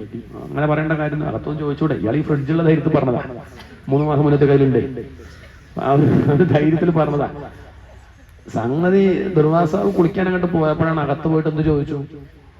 ദ്രൗപദിയോട് ചോദിച്ചു, എന്താ സ്ഥിതി? ദുർവാസാവ് പോയിട്ടുണ്ട്, നല്ല കേമായിട്ടുള്ള വിഭവം തന്നെ ആയിക്കോട്ടെ പറയുമ്പോഴാണ് പാഞ്ചാലി പറയണത്, എന്ത് ധൈര്യത്തിൽ അദ്ദേഹത്തോട് കുളിക്കാൻ പോകാൻ പറഞ്ഞത്? ഇവിടെ ഒന്നുമില്ല, ഞാൻ കഴിച്ചു കഴിഞ്ഞു, ഇനിയൊന്നും ഉണ്ടാവില്ല എന്ന് പറയുമ്പോഴാണ് ഇനി എന്ത് ചെയ്യും? ദുർവാസാവ് എന്നാണ് മറ്റുള്ള മഹർഷിമാരെ പോട്ടെ, അവരൊക്കെ ക്ഷമിച്ചോളും. ദുർവാസാവ് ക്ഷമിക്കേ, അദ്ദേഹം രണ്ടാളെ കെട്ടിയ ശമിക്കായിരുന്നു പറഞ്ഞ് നടക്കുക. ഇന്ന് പരിശമിച്ചില്ല, ആരെങ്കിലും ഒന്ന് കിട്ടിയാലോ നടക്കുമ്പോഴാണ് എന്ത് ചെയ്യും, എന്താ ചെയ്യണ്ടു. രണ്ടുപേരും പരസ്പരം അങ്ങോട്ടും ഇങ്ങോട്ടും നോക്കി അങ്ങനെ തലയെ കൈവച്ച് നിൽക്കുകയാണ്, തയ്യാറായിട്ട് നിൽക്കുക. ചിലപ്പോൾ അയാൾ എന്താ പുല്ലാവട്ടെ പറഞ്ഞാൽ പുല്ലാവാം, ഈ കല്ലാവട്ടെ കല്ലാവാം, ഒരുങ്ങി നിൽക്കണം അവര്. ശപിക്കുന്നുള്ള കാര്യത്തിൽ സംശയമില്ല. അങ്ങനെ ദുഃഖിച്ചിരിക്കുമ്പോഴും പാഞ്ചാലി ആരെ ഓർത്തു? കൃഷ്ണ. നാമം ജപിക്കുന്നതിന്റെ ഫലമാണ് അത്. എപ്പോഴും ശീലിച്ച ഒരാൾക്ക് വിഷമം വരുമ്പോഴും നാവുന്ന എന്ത് വരും? എപ്പോഴും ശീലിക്കണം, അല്ലാതെ വിഷമം വരുമ്പോൾ മാത്രം അങ്ങനെ വരുന്നില്ല. അവസാന കാലത്ത് വരണമെങ്കിൽ ഇപ്പോഴേ ഇങ്ങനെ ജപിച്ച് ശീലിച്ചാലേ വരുള്ളൂ. അതാണ് ഇപ്പൊ ആരോഗ്യമുള്ളപ്പോൾ തന്നെ ജപിച്ച് ശീലിക്കൂ എന്ന് പറയണത്. എന്നാൽ തന്നെ വരില്ല എന്നാ കേട്ടത്, പിന്നുള്ള പറയണ്ടല്ലോ. അതുകൊണ്ട് എന്ത് ചെയ്യാ, അങ്ങനെ ശീലിക്കുക. കാരണം കുറച്ച് കഴിയുമ്പോഴേക്ക് ഡിമെൻഷ്യ, അൾഷിമേഴ്സ് ഒക്കെ ആയിട്ടേ നമുക്കൊന്നും വരില്ലേ, നമ്മളെ കാര്യമില്ല. ആ ഒരു സമയത്ത് ഈ പ്രബലമായ വാസനയാണ് പുറമേക്ക് വരിക. ഇപ്പം ഇന്ദ്രിയങ്ങളൊക്കെ പ്രബലമായിരിക്കുമ്പോൾ എന്താണോ നമ്മുടെ മനസ്സിലേക്ക് നമ്മൾ കൊണ്ട് വെച്ചത് അതാണ് അവസാന കാലത്ത് നമ്മുടെ സമ്മതമില്ലാണ്ട് പുറത്തേക്ക് വരും. ഇപ്പം വേണ്ടാത്തത് വെച്ചാൽ ആ സമയത്ത് അതൊക്കെ പുറത്തേക്ക് വരും. എന്നിട്ട് മക്കളൊക്കെ നോക്കും, അച്ഛൻ എന്താ ഈ അത് ഈ ഉള്ളിലുള്ളതാ, അപ്പൊ പുറത്തുനിന്ന് പഠിപ്പിച്ചതല്ല. അതുകൊണ്ട് നല്ലത് അകത്തെത്തിക്കുക, വേണ്ടാത്തതൊന്നും വെറുതെ അകത്തെത്തിക്കണ്ട. വല്ല കൊണ്ട് ഡിലീറ്റ് ചെയ്യുക, പഴയതൊക്കെ ഉണ്ടെങ്കിൽ ഒഴിവാക്കി നല്ലത് മാത്രം ഉള്ളിൽ വെച്ച് അങ്ങനെ ശീലിച്ചാൽ അവസാന കാലത്ത് എന്ത് ചെയ്യാം, നാരായണ കൃഷ്ണ ഗോവിന്ദ എന്നൊക്കെ പറഞ്ഞങ്ങോട്ട് പോവാം. ഇത് അങ്ങനെ ശീലിച്ചതുകൊണ്ടാണ് പാഞ്ചാലിക്ക് ഇപ്പം കൃഷ്ണ കൃഷ്ണ എന്നങ്ങോട്ട് വിളിച്ചപ്പോഴേക്ക് ആര് വന്നു? ഭഗവാൻ ഓടി കണ്ടു വന്നു. അവിടെ ഭഗവാൻ സത്യഭാമയുടെ കൂടെ ഭക്ഷണമൊക്കെ ഉച്ചയ്ക്ക് കഴിച്ച് വയറൊക്കെ നിറഞ്ഞിരിക്കുന്ന കൃഷ്ണൻ ഇപ്പം ഓടി വന്നു, വിശക്കുന്നു എന്ന് പറഞ്ഞ് ഓടി വരികയാണ് കാട്ടിലേക്ക്. പാഞ്ചാലി പറഞ്ഞു, നിന്റെ നാടകം നിർത്ത്, ഇവിടെ ഒന്നുമില്ല കഴിക്കാൻ. അപ്പോഴാണ് വിശക്കുന്നു പറഞ്ഞത്. ഒരാൾ പോയിട്ടുണ്ട്, നീ ഇപ്പം എന്താണ്ടാവുക വെച്ചില്ല, അപ്പൊ ഇനി കൃഷ്ണനെ വിശക്കുക, ഇവിടെ ഒന്നുമില്ല എന്ന് പറഞ്ഞു. അങ്ങനെ പറയരുത്, എന്തെങ്കിലുമൊക്കെ ഉണ്ടാവും. എന്തെങ്കിലും അധികമൊന്നും വേണമെന്നില്ലേ, കുറച്ച് മതിയേ. എന്തായാലും എന്താ കുഴപ്പം, എന്തെങ്കിലുമൊക്കെ ഉണ്ടാവും. ആ പാത്രം എടുക്കും, മറ്റേ പാത്രമല്ലേ ഏത്, ആ പാത്രം ഉണ്ടല്ലോ അതെടുക്കൂ പറഞ്ഞു. ആ പാത്രത്തിൽ ഒന്നുമില്ല കൃഷ്ണൻ, നിനക്കറിയില്ല, ഞാൻ കഴിച്ചു കഴിഞ്ഞാൽ അതിലൊന്നും ഉണ്ടാവില്ല, ഞാനത് കഴിച്ചു കഴിഞ്ഞ് പാത്രം കഴുകി കമഴ്ത്തി വെച്ചതാണ്, എടുക്കൂ. കഴുകി കമഴ്ത്തി നിന്നോടല്ലേ പറഞ്ഞത്, ഇപ്പത്തെ പെണ്ണുങ്ങളുടെ പാത്രങ്ങളിലല്ലേ എന്തെങ്കിലുമൊക്കെ ബാക്കിയുണ്ടാവും, എന്നിട്ട് എടുക്കൂ എന്ന് പറഞ്ഞ സമയത്ത് കൊണ്ടു കൊടുത്തപ്പോ അതിൽ ചീരയുടെ ഇല. അന്ന് ചീരക്കറിയൊന്നല്ല, ഭഗവാന്റെ ഒരു സങ്കല്പം, എന്തെങ്കിലും ഒന്നും ഉണ്ടാവണമെന്ന് ഭഗവാൻ സങ്കല്പിച്ചു. ചീരയുടെ ഇല ഉണ്ട്, അതെടുത്ത് കഴിച്ചു, ലേശം വെള്ളം കുടിച്ചു, അത് എന്നൊക്കെ പറഞ്ഞാല് പോയി വയർന്നു അറിഞ്ഞു എന്നൊക്കെ പറഞ്ഞ ഭഗവാൻ പോവാണ്. ദ്രൗപദി നോക്കാണ്, എന്ത് നാടകപ്പത്, എന്തൊക്കെ ചെയ്യണത്, ഇല കഴിച്ചിട്ട് വയർന്നറിയേ. ഭഗവാന് വയറ് നിറഞ്ഞപ്പോഴേക്കും അവിടെ ആർക്ക് വയറ് നിറഞ്ഞു? കുളിക്കാൻ പോയാ അദ്ദേഹം സദ്യക്കുളത്തിലേക്ക് ഇറങ്ങിയത്. പിന്നെ പറയണമല്ലോ, 1000 സദ്യ ഒരുമിച്ച് ഉണ്ടാ എങ്ങനെ ഉണ്ടാവും? ആ ഒരു അനുഭവം ഉണ്ടിട്ടൊന്നുമില്ല, പക്ഷെ അങ്ങനെ തോന്നുക, 1000 സദ്യ കൊണ്ട് ഉണ്ടു തോന്നിന് ഒരു വറ്റിറങ്ങും. അദ്ദേഹം അങ്ങനെ കുളി കഴിഞ്ഞങ്ങോട്ട് പൊന്തിയ സമയത്ത് ആരുണ്ട്? ഭീമൻ അങ്ങനെ കഥ പിടിച്ച് നിൽക്കണുണ്ട്. ഊണഴിക്കല്ലേ ചോദിച്ചു. ഊണ് കഴിക്കണില്ല, ശപിക്കാൻ വന്ന ആളാ, അയാൾക്ക് ഒന്നും വയ്യ. പിന്നെ അദ്ദേഹം ഊണിട്ട് അങ്ങോട്ട് പോവാണ്ട്, എന്നിട്ട് കയറിയിട്ടൊന്നുമില്ല. ശപിക്കാൻ വന്ന ആളെ നോക്കും, ഇങ്ങനെ ഭഗവാൻ പറഞ്ഞയച്ചില്ലേ. അദ്ദേഹം ആലോചിച്ചു, അവിടെ പോയിട്ട് കഴിച്ചില്ലെങ്കിൽ ധർമ്മപുത്രർക്ക് അലോചിയാവും. ധർമ്മപുത്രൻ കൃഷ്ണന്റെ സ്വന്തം ആളാ. പണ്ട് കൃഷ്ണന്റെ സ്വന്തം ആളെ അപമാനിച്ചിട്ട് ഓടേണ്ടി വന്നു കുറച്ചു കാലം. ചക്രം പിന്നാലെ വന്നിരുന്നു അംബരീഷന്റെ. വേണ്ട, ഒരു പരീക്ഷിക്കാൻ നിൽക്കണ്ട, എന്തായാലും തൽക്കാലം തിരിച്ചു പോകുക. അവിടെ പോയാലല്ലേ കുഴപ്പമുള്ളൂ എന്ന് കരുതി പോയിട്ടെന്നല്ല. അസൽസഭായ വനവാസകൃച്ഛ്രത, ഇങ്ങനെ എന്തെല്ലാം ശാപത്തിൽ നിന്ന് രക്ഷിച്ചു. ഇതൊക്കെ അറിഞ്ഞും കൊണ്ട് രക്ഷിച്ചു. ബുദ്ധിദേവ് പറയാണ്, ഞാൻ അറിയാണ്ട് എന്തൊക്കെ ആപത്ത് വന്നിട്ടുണ്ടാവും. നമ്മൾ അറിവിൽ തന്നെ നമുക്ക് പറയണ്ടേ, നമ്മളെ രക്ഷിച്ച കഥകളൊക്കെ പറയാനില്ലേ. ഇത് അറിയാണ്ട് എന്തൊക്കെ വരേണ്ടതായിരുന്നു, ഒന്നും വരാണ്ട് നമ്മളെങ്ങനെ ഇത്രയും കാലം വലിയ കുഴപ്പമില്ലാണ്ട് എത്തിച്ചിട്ടില്ലേ. വനവാസകൃച്ഛ്രത മൃധേ മൃധേ അനേകമഹാരഥാസ്ത്രതഃ. ഇപ്പം ഇവിടെ മഹാഭാരത യുദ്ധത്തിലൊക്കെ ഈ പാണ്ഡവർക്ക് ജയിക്കാൻ പറ്റിയത് അവരുടെ കേമത്വം കൊണ്ടാന്ന് വിചാരിക്കുന്നുണ്ടോ? ഇവിടെ കുന്തിക്ക് ഒരു സംശയമില്ല, അവർക്കൊന്നും ഒരു ചുക്കും പറ്റില്ല. കൃഷ്ണൻ എനിക്കറിയാം, അവർക്ക് അവിടെ കഴിവ് അമ്മയ്ക്ക് ഇഷ്ടല്ലേ. നീ ഉള്ളതുകൊണ്ട് വലിയ കുഴപ്പമില്ലാണ്ട് അങ്ങനെ പലരും വീഴ്ത്തി. ഇപ്പത്തെ അവസാനം നോക്കൂ, ദ്രൗണ്യസ്ത്രതശ്ചാസ്മ, നീ വിട്ടുപോണേയില്ലല്ലോ ഞങ്ങളെ. ഇവ നീ ദ്വാരകയ്ക്ക് പോകുന്നൊക്കെ പറഞ്ഞ് ഒരുങ്ങി അപ്പോഴേക്കും അശ്വത്ഥാമ വസ്ത്രം അയച്ചപ്പോഴേക്കും പോണ്ട, ആ ടിക്കറ്റ് വേണ്ട, പോട്ടെ, നിർത്തി. ഇവിടെ തന്നെ ദ്വാരകയ്ക്ക് പോവാതെ അവിടെ 16,000 പത്നിമാരുണ്ട്, ലക്ഷക്കണക്കിന് കുട്ടികളുണ്ട്. അവരൊക്കെ അവിടെ നിൽക്കട്ടെ കരുതി പിന്നെയും ഈ പാണ്ഡവരെ രക്ഷിക്കാൻ വേണ്ടി നിൽക്കല്ലേ. ഇതൊന്നും ഞാൻ അറിയാണ്ട് പോണില്ല. നീ വിചാരിക്കണ്ട ഞാനൊന്നും അറിയുന്നില്ല എന്ന്. ഞാൻ അറിയുന്നുണ്ട്. ദ്രൗണ്യസ്ത്രതശ്ചാസ്മഹരേ അഭിരക്ഷിത. അശ്വത്ഥാമാവ് അയച്ച അസ്ത്രത്തിൽ നിന്ന് ഈ പാണ്ഡവരുടെ പേരക്കുട്ടിയെ നീ രക്ഷിച്ചില്ലേ? അർജുനന്റെ പേരക്കുട്ടി. അർജുനനെ രക്ഷിച്ചു മാത്രമല്ല, അർജുനന്റെ പേരക്കുട്ടിയെ രക്ഷിച്ചു. പാഞ്ചാലിയുടെ 5 മക്കളെ നീ കൊന്നില്ലേ ചോദിച്ചിട്ടില്ല കേട്ടോ. എന്താണ് നമ്മളെ ചത ചോദിക്കുക. എന്നാലും കൃഷ്ണ അശ്വത്ഥാമാവ് കൊല്ലാൻ നിന്റെ അനുവാദം കൊണ്ടല്ലേ, നീ സമ്മതിച്ചുകൊണ്ടല്ലേ അതല്ലേ ചോദിക്കുക. അമ്മ അത് ചോദിക്കണില്ല. അമ്മ ലാഭം മാത്രമേ കാണുള്ളൂ. ഇപ്പൊ അമ്മ പ്രാർത്ഥിക്കുകയാണ്. എന്ത്? വിപദഃ സന്തു, ആപത്ത് വരട്ടെ. ഈ സ്തുതിയൊക്കെ എന്നും ചൊല്ലുന്നവരുണ്ട്. സ്തുതി അർത്ഥറിയാത്തോണ്ട പ്രാർത്ഥന എന്താ? ആപത്ത് വരട്ടെ. വിപദഃ സന്തു, ആപത്ത് വരട്ടെ. എന്താ അങ്ങനെ പറയാൻ കാരണം? അമ്മയ്ക്ക് എത്ര ഇഷ്ടമാണോ ആപത്ത്? ആപത്ത് ഇഷ്ടമായിട്ടല്ല കൃഷ്ണ, പിന്നെ നിന്നെ ഇഷ്ടമായിട്ടാണ്. അതെന്താ അങ്ങനെ? ആപത്ത് വരുമ്പല്ലേ നീ വരുള്ളൂ. നീ വരണമെങ്കിൽ ആപത്ത് വന്നേ പറ്റൂന്നാണെങ്കിൽ ആപത്ത് വരട്ടെ. കാരണം നിന്നെ കാണലാണ് എനിക്ക് പ്രധാനം. ആപത്തോ സമ്പത്തോ എന്നുള്ളതല്ല. നീ ഒപ്പം ഉണ്ടാവുമ്പം ദുഃഖം അനുഭവിക്കുമ്പോൾ എന്തുണ്ട്? സുഖല്ലേ? ഇല്ല. ചില എങ്ങനെയാണ്, ചില മക്കളൊക്കെ വരണമെന്നുണ്ടെങ്കിൽ മരണമൊക്കെ നടക്കണം, എന്നാലേ വീട്ടിലേക്ക് വരുള്ളൂ. എന്നാളൊരു വലിയ കാര്യം പറയാണ്. എന്നാളൊരു വലിയ നമ്മൾ പറഞ്ഞ കാര്യമാണ്. എന്തൊക്കെ പറഞ്ഞാലും പോയത് നന്നായി, മക്കളെ അങ്ങനെ കാണാൻ പറ്റി. അടുത്ത ബന്ധു മരിച്ചതാ. അവരൊക്കെ ഒന്ന് വന്ന് ഒരു 10-12 ദിവസം നല്ല രസമായി, നല്ല സമാധാനം. മറ്റത് കാണുകയില്ല, പോയത് അതൊന്നും ചിന്തിക്കുന്നില്ല. കാരണം ഇവരെയൊക്കെ അപ്പോഴൊക്കെ ഒന്ന് കാണാൻ പറ്റുള്ളൂ. ആ ഒരു കുറച്ച് ദിവസം നല്ല ആശ്വാസമായി, നല്ല സമാധാനമായിട്ടിരുന്നു, നല്ല ഐക്യത്തോടെ ഇരുന്നു. ഒരു മരണം വേണം ഇങ്ങനെ വരണം വെച്ചാൽ പിന്നെ എന്നാ പിന്നെ ഇടയ്ക്കിടയ്ക്ക് അങ്ങനെ വേണ്ട. ഇതുപോലെ അത് ദുഃഖമുണ്ടോ ഇല്ല എന്നല്ല, ആപത്ത് വരുമ്പോ ദുഃഖമില്ല, അത് പ്രശ്നമില്ല എന്നല്ല പറയണത്. പക്ഷെ നിന്നെ കാണുന്നുണ്ടെങ്കിൽ കൃഷ്ണ ആപത്ത് വന്നാൽ മാത്രം നീ ഇങ്ങോട്ട് വരണുള്ളൂ. എന്താ ചെയ്യാ? ഞങ്ങളുടെ സന്തോഷമുള്ള കാലത്തൊന്നും എന്നെ ഇവിടെ കണ്ടിട്ടില്ല, പക്ഷെ എനിക്ക് ദുഃഖം ഉണ്ടാകുമ്പോഴൊക്കെ നീ ഓടി വരുന്നുണ്ട്. അങ്ങനെയാണെങ്കിൽ എനിക്ക് എന്നെ കാണണം വെച്ചാൽ ദുഃഖം വന്നല്ലേ പറ്റൂ. വിപദഃ സന്തു, ആപത്തുണ്ടാവട്ടെ. ആപത്തുണ്ടാവട്ടെ, ദുഃഖം ഉണ്ടാവട്ടെ എന്നല്ലേ നമ്മൾ അങ്ങനെ പറയുന്നേ ഉള്ളൂ. ദുഃഖം ഉണ്ടാവട്ടെ എന്ന് പറഞ്ഞിട്ടില്ല. ആപത്തും ദുഃഖം വ്യത്യാസമുണ്ട്. ആപത്തുള്ളവർക്കോ ദുഃഖം ഉണ്ടാവണമെന്നൊന്നുമില്ല. രോഗമുള്ളവർക്കൊക്കെ അസുഖം ഉണ്ടായിക്കോളന്നില്ല. എന്താണ്? നമുക്കിതൊക്കെ ഒന്നാണ്. എന്താണ് മനസ്സിലായോ? രോഗമുള്ളവർക്ക് അസുഖം ഉണ്ടായിക്കോളുന്നുണ്ടോ? രോഗം വേറെ, അസുഖം വേറെ. രോഗം ശരീരത്തിന്, തന്റെ സുഖത്തിന് ബാധിക്കുന്നൊന്നുമില്ല. അത് അവിടെ ഇരുന്നോട്ടെ, മാറിക്കോട്ടെ, ഇനിയും വന്നു പോയിക്കോട്ടെ. തന്നെ ബാധിക്കുമ്പോഴെന്താവുള്ളൂ? അത് അസുഖമുള്ളൂ. തന്നെ ബാധിക്കാത്ത എത്ര പേരുണ്ട്. പല പ്രശ്നം വന്നിട്ട് നമുക്ക് പരിചയമുള്ള പല വലിയ പ്രശ്നമുള്ളവരുണ്ട്. രോഗമൊക്കെ ഉണ്ട്, പേപ്പറിലൊക്കെ ഉണ്ട്. പാൻക്രിയാസിന്റെ ലിവറിന്റെ അടക്കായിട്ടാണ് പ്രശ്നം. പിന്നെന്താ വെച്ചാൽ ഒന്നും അറിയുന്നില്ല. എന്താണ്? ഡോക്ടർമാർ പലതവണ പറഞ്ഞു നീ ഇന്ത്യ കഴിഞ്ഞു അങ്ങനെ പറയുന്നുണ്ട്. ഇയാൾ ചെക്കിയും ഡോക്ടർമാർ അങ്ങനെ പറയുന്നുണ്ട്, പക്ഷെ പോണില്ല. തമാശയിട്ട് പറയണതല്ല, അയാളൊന്നും അറിയുന്നില്ല. നമുക്കും അത്ഭുതം, ഡോക്ടർമാർക്കും അത്ഭുതം, എല്ലാവർക്കും അത്ഭുതം. അയാൾക്ക് വേദനയില്ല, കഴിക്കുന്നൊക്കെ ഉണ്ട്, ഭക്ഷണം കഴിക്കേണ്ട പോകുന്നുണ്ട്. പിന്നെ ചെട്ടിങ്ങനെ വന്ന് പേപ്പറൊക്കെ നോക്കിയിട്ട് കഷ്ടയെന്നൊക്കെ അങ്ങനെ പറയുമ്പോൾ ഒരു സങ്കടം ഉണ്ടെന്നല്ലാതെ അവരിതൊന്നും ബാധിക്കുന്നില്ല. അങ്ങനെയുണ്ട്. കാരണം അവർക്ക് എന്തായിട്ടില്ല. അത് അസുഖം എന്ന് പറയാൻ വയ്യ, രോഗം എന്ന് പറയാം. നമുക്കിപ്പം പല രോഗമുണ്ട്, നമ്മൾ ചെക്ക് ചെയ്യാത്തല്ലേ? ചെക്ക് ചെയ്യുന്നു വേണ്ട. എന്തെങ്കിലും പ്രശ്നം വന്നാൽ മാത്രം നോക്കിയാൽ മതി. ഇല്ലെങ്കിൽ ഇത് നേരത്തെ അറിഞ്ഞ ഒന്നുകൂടി മുന്നേ അറ്റാക്ക് വരും. ഒക്കെ സൂക്ഷ്മമായിട്ട് ഉള്ളിലിരിക്കുന്നുണ്ട്. എല്ലാവർക്കും മരണം എന്ന് പറഞ്ഞ അസുഖം എല്ലാവർക്കും ഇല്ലേ? ഒരു വരാണ്ടിരിക്കുന്നില്ല. പക്ഷെ അത് ബാധിക്കില്ല ഭഗവാനെ അറിഞ്ഞാൽ. വിപദഃ സന്തു നശ്വത്ര ജഗദ്ഗുരോ. ഭഗവാനെ വിളിക്കുന്ന പേരെന്താ? നേരത്തെ സഹോദരന്റെ മകനായിട്ടൊക്കെ പറഞ്ഞപ്പോൾ വിളിക്കുന്ന ജഗദ്ഗുരോ. ഭാവം മാറണം അമ്മയുടെ. ഇപ്പം ഗുരുനാഥനായിട്ടൊക്കെ കാണുന്നത്. നീ എത്ര പാഠങ്ങൾ എന്നെ പഠിപ്പിച്ചു, അത് ഗുരുവല്ലേ? എന്തെല്ലാം പാഠമായി ഭഗവാൻ നമ്മളെ പഠിപ്പിക്കണത്. ഓരോ ദിവസം ഓരോ പാഠം പഠിക്കില്ലേ? പഠിക്കാനുള്ള മനസ്സ് വേണം, അപ്പോഴേ പഠിക്കുള്ളൂ. നമ്മൾ നല്ലൊരു സ്കൂളിൽ പോയില്ല ഒന്നും പറയണ്ട. അത് വലിയൊരു സ്കൂളാണെന്ത്, യൂണിവേഴ്സിറ്റി അല്ലേ ഈ പ്രപഞ്ചം. എന്തൊക്കെ പാഠം നമ്മൾ പഠിക്കുന്നുണ്ട്. എത്ര പ്രൊഫസർമാര് രാവിലെ മുതലേ വന്ന് പഠിപ്പിക്കുന്നുണ്ട്. എന്തൊക്കെ പാഠങ്ങൾ പഠിപ്പിക്കുന്നു. ഈ കാണുന്ന ജീവജാലങ്ങളൊക്കെ ഗുരുനാഥന്മാരാണ്.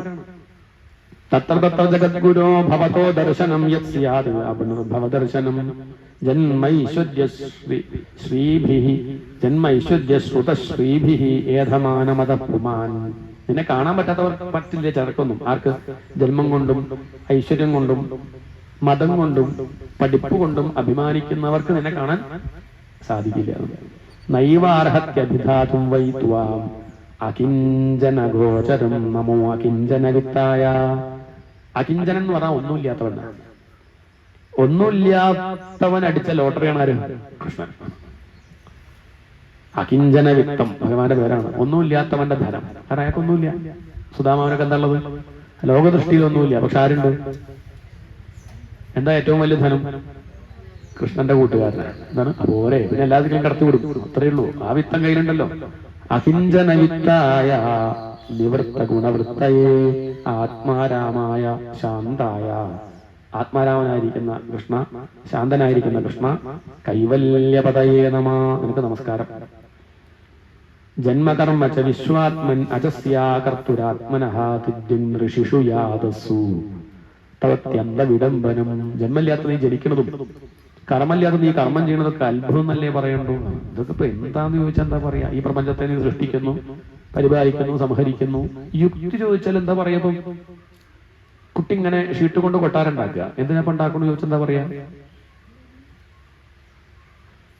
ഷീട്ട് കൊണ്ട് ഇങ്ങനെ കൊട്ടാരുണ്ടാക്കുക. അങ്ങനെ വളരെ ഏകാഗ്രമായിരുന്നു 2-2.5 മണിക്കൂർ ഇരുന്ന് അങ്ങനെ വളരെ ശ്രദ്ധിച്ച് അങ്ങനെ ഷീട്ട് കൊട്ടാരൊക്കെ ഉണ്ടാക്കി ഊണൊക്കെ വിളിച്ചപ്പോ തട്ടിട്ട് പോണുണ്ട്. 2-2.5 മണിക്കൂർ ഒന്നും ചോദ്യമില്ല, തട്ടിട്ടു. അത്രയേ ഉള്ളൂ. ഇതൊന്നും ചോദിച്ചപ്പോ എന്താ പറയാ? കൊട്ടാരം ഉണ്ടാക്കുമ്പോൾ സന്തോഷം, തട്ടിടുമ്പോ നല്ല സന്തോഷം.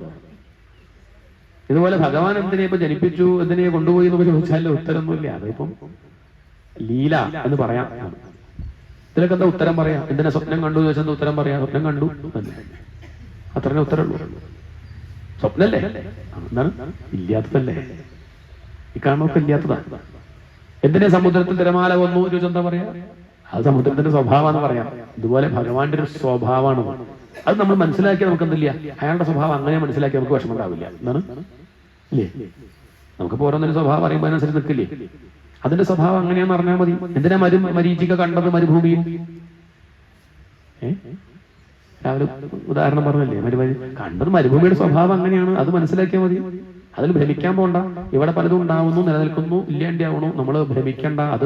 അതിന്റെ ഒരു സ്വഭാവം അങ്ങനെയാണ് എന്ന് മനസ്സിലാക്കുക. ഇവിടെ ജീവന്റെ സ്വഭാവം അങ്ങനെയല്ലേ? ജനിക്കുന്നു, കുറച്ച് കഴിഞ്ഞാൽ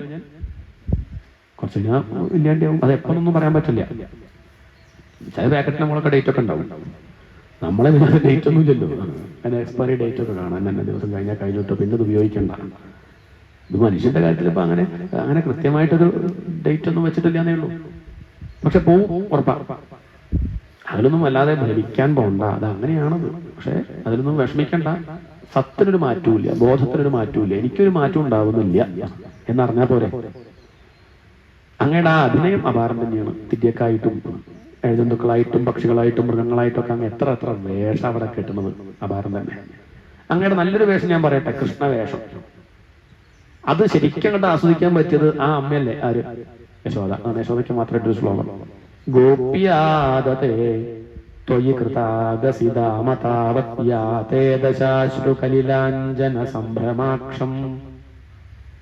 നിന്റെ പിന്നാലെ ആ അമ്മ ഓടുന്നത് മയിൽപ്പീലിയായിട്ട് ഓടുകയാണ് കൃഷ്ണനെ അടിക്കാൻ. കൃഷ്ണൻ തൈർക്കലം പൊട്ടിച്ചു എന്നാണ് പരാതി. എന്തോ ഒരു പേരും പറഞ്ഞ അങ്ങോട്ട് പോവുകയാണ്. കൃഷ്ണന്റെ പിന്നാലെ ഓടുന്നു. കൃഷ്ണൻ അങ്ങനെ ഓടുന്നു. പിന്നാലെ യശോദ ഓടുന്നു. കൃഷ്ണൻ അങ്ങ് ചെറിയ ഉണ്ണിയല്ലേ, വേഗം ഓടാൻ പറ്റും. അധികം വലിപ്പമൊന്നുമില്ല. ഉരുണ്ട് അങ്ങനെ കൃഷ്ണൻ പോകും. പക്ഷെ യശോദയ്ക്ക് 115 കിലോ അങ്ങനെ നിൽക്കുകയാണ്. അവിടെ വാതിൽ വേണ്ട. അങ്ങനെയാണ് യശോദ അങ്ങനെ ഓടുമ്പോ എങ്ങനെ ഓടാൻ പറ്റും? കൃഷ്ണന്റെ പിന്നാലെ ഓടാൻ പറ്റും? അങ്ങനെ കൃഷ്ണൻ 10-100 പശുക്കൾ ഉണ്ടാകുമ്പോൾ 4 കാലിന്റെ ഇടയിൽ കൂടെ കൃഷ്ണൻ ഓടും. യശോദയ്ക്ക് പറ്റും? യശോദ ഹൈവേ കൂടെ പോകും, കൃഷ്ണൻ ബൈപ്പാസ് കൂടെ നടന്നു വരും. പിന്നാലെ ഓടി പാവം അത് ക്ഷീണിക്കുകയാണ്. അതാണ് ഇപ്പം കുന്തിദേവി പറയുന്നത്. കുന്തിദേവി ഇത് കാണാൻ സാധ്യതയില്ല. കാരണം ആ കഥ നടക്കുമ്പോൾ കുന്തിദേവി അവിടെ ചില ഭക്തന്മാർ പറയും അന്ന് പോയിരുന്നു അത്രേ. കുന്തിദേവി അന്ന് അങ്ങനെ നന്ദഗോപുരത്തേക്ക് പോയ സമയത്തായിരുന്നു അത്ര ഈ കഥ. ചിലർ പറയും ഇല്ല അത് കുന്തിദേവി പോയതല്ല, അവിടെയുള്ള ഭക്തന്മാർ ഇതൊന്നും പറയാറുണ്ട്. അന്നക്കാലത്ത് ഈ ഫോട്ടോ എല്ലാ വീട്ടിലും ഉണ്ട് അത്രേ. ഈ അമ്മയുടെ മുന്നിൽ കരഞ്ഞു നിൽക്കണ കൃഷ്ണന്റെ ചിത്രം. അങ്ങനെ പറഞ്ഞ് ആരും കേട്ടു?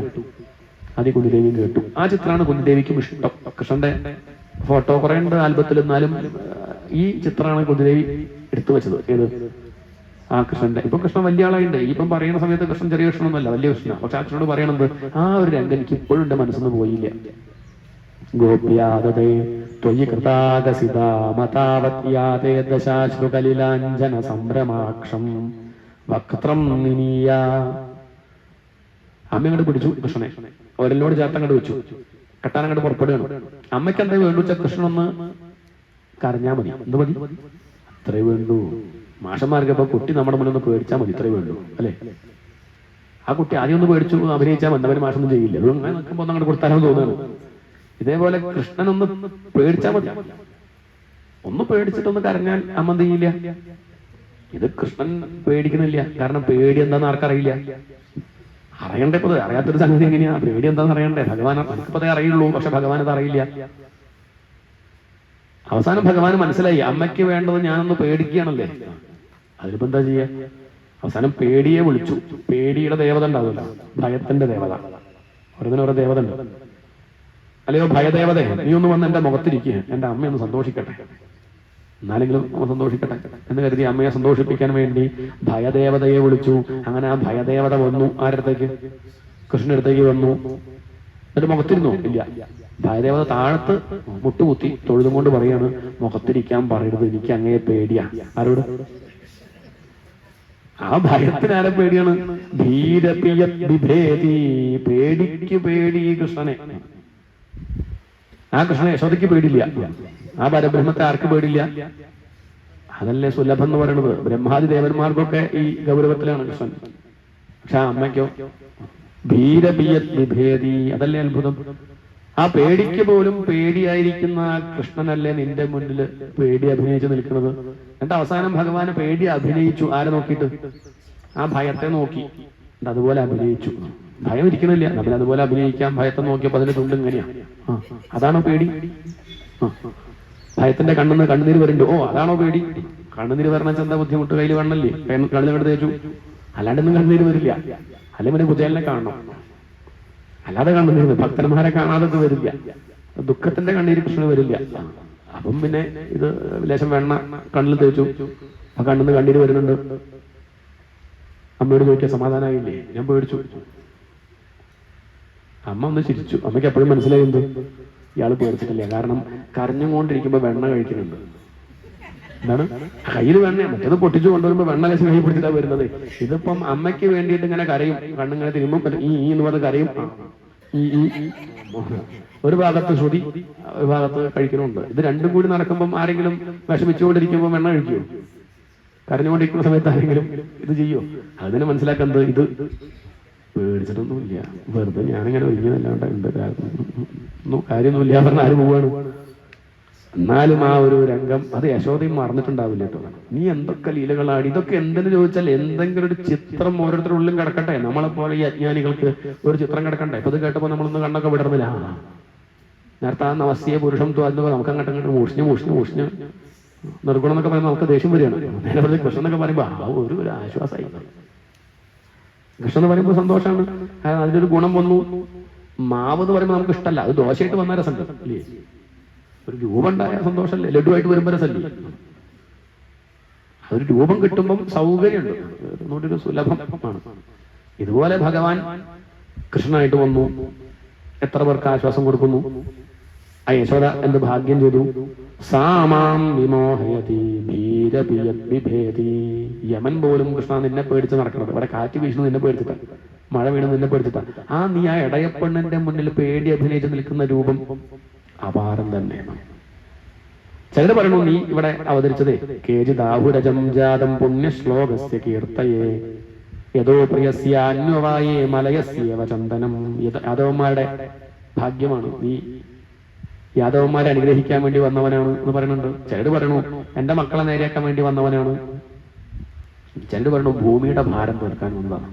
ഭാരാവതരണായ അന്യേ ഭുവോനാവ ഇവോദധൗ സീതന്ത്യാ ഭൂരിഭാരേണ ജാതോ ഹ്യാത്മഭുവാർത്ഥിതഃ.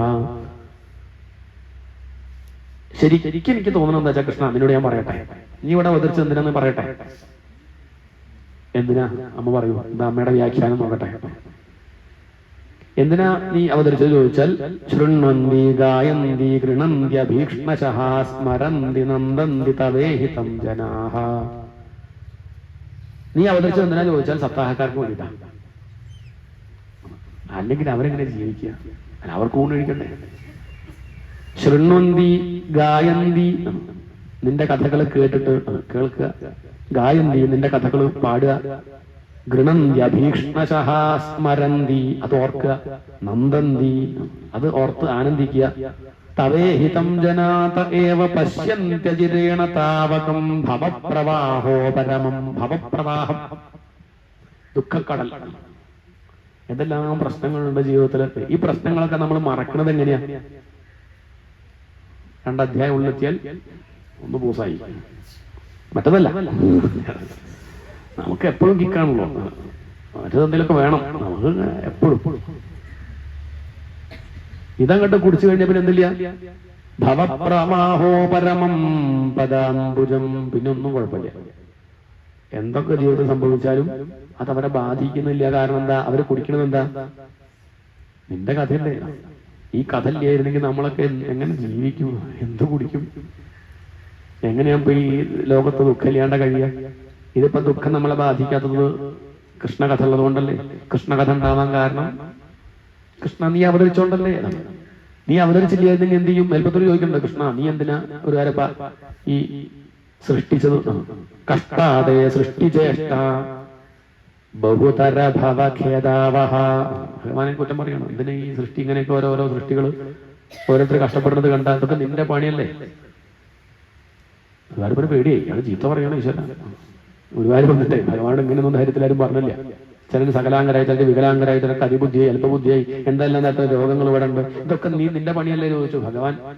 അവസാനം നക്കത്തിൽ പറഞ്ഞു, അല്ല പണ്ട് ഞാൻ അങ്ങനെയൊക്കെ വിചാരിച്ചിരുന്നു. അപ്പൊ ഒരാശ്വാസമായി ഭഗവാനാ.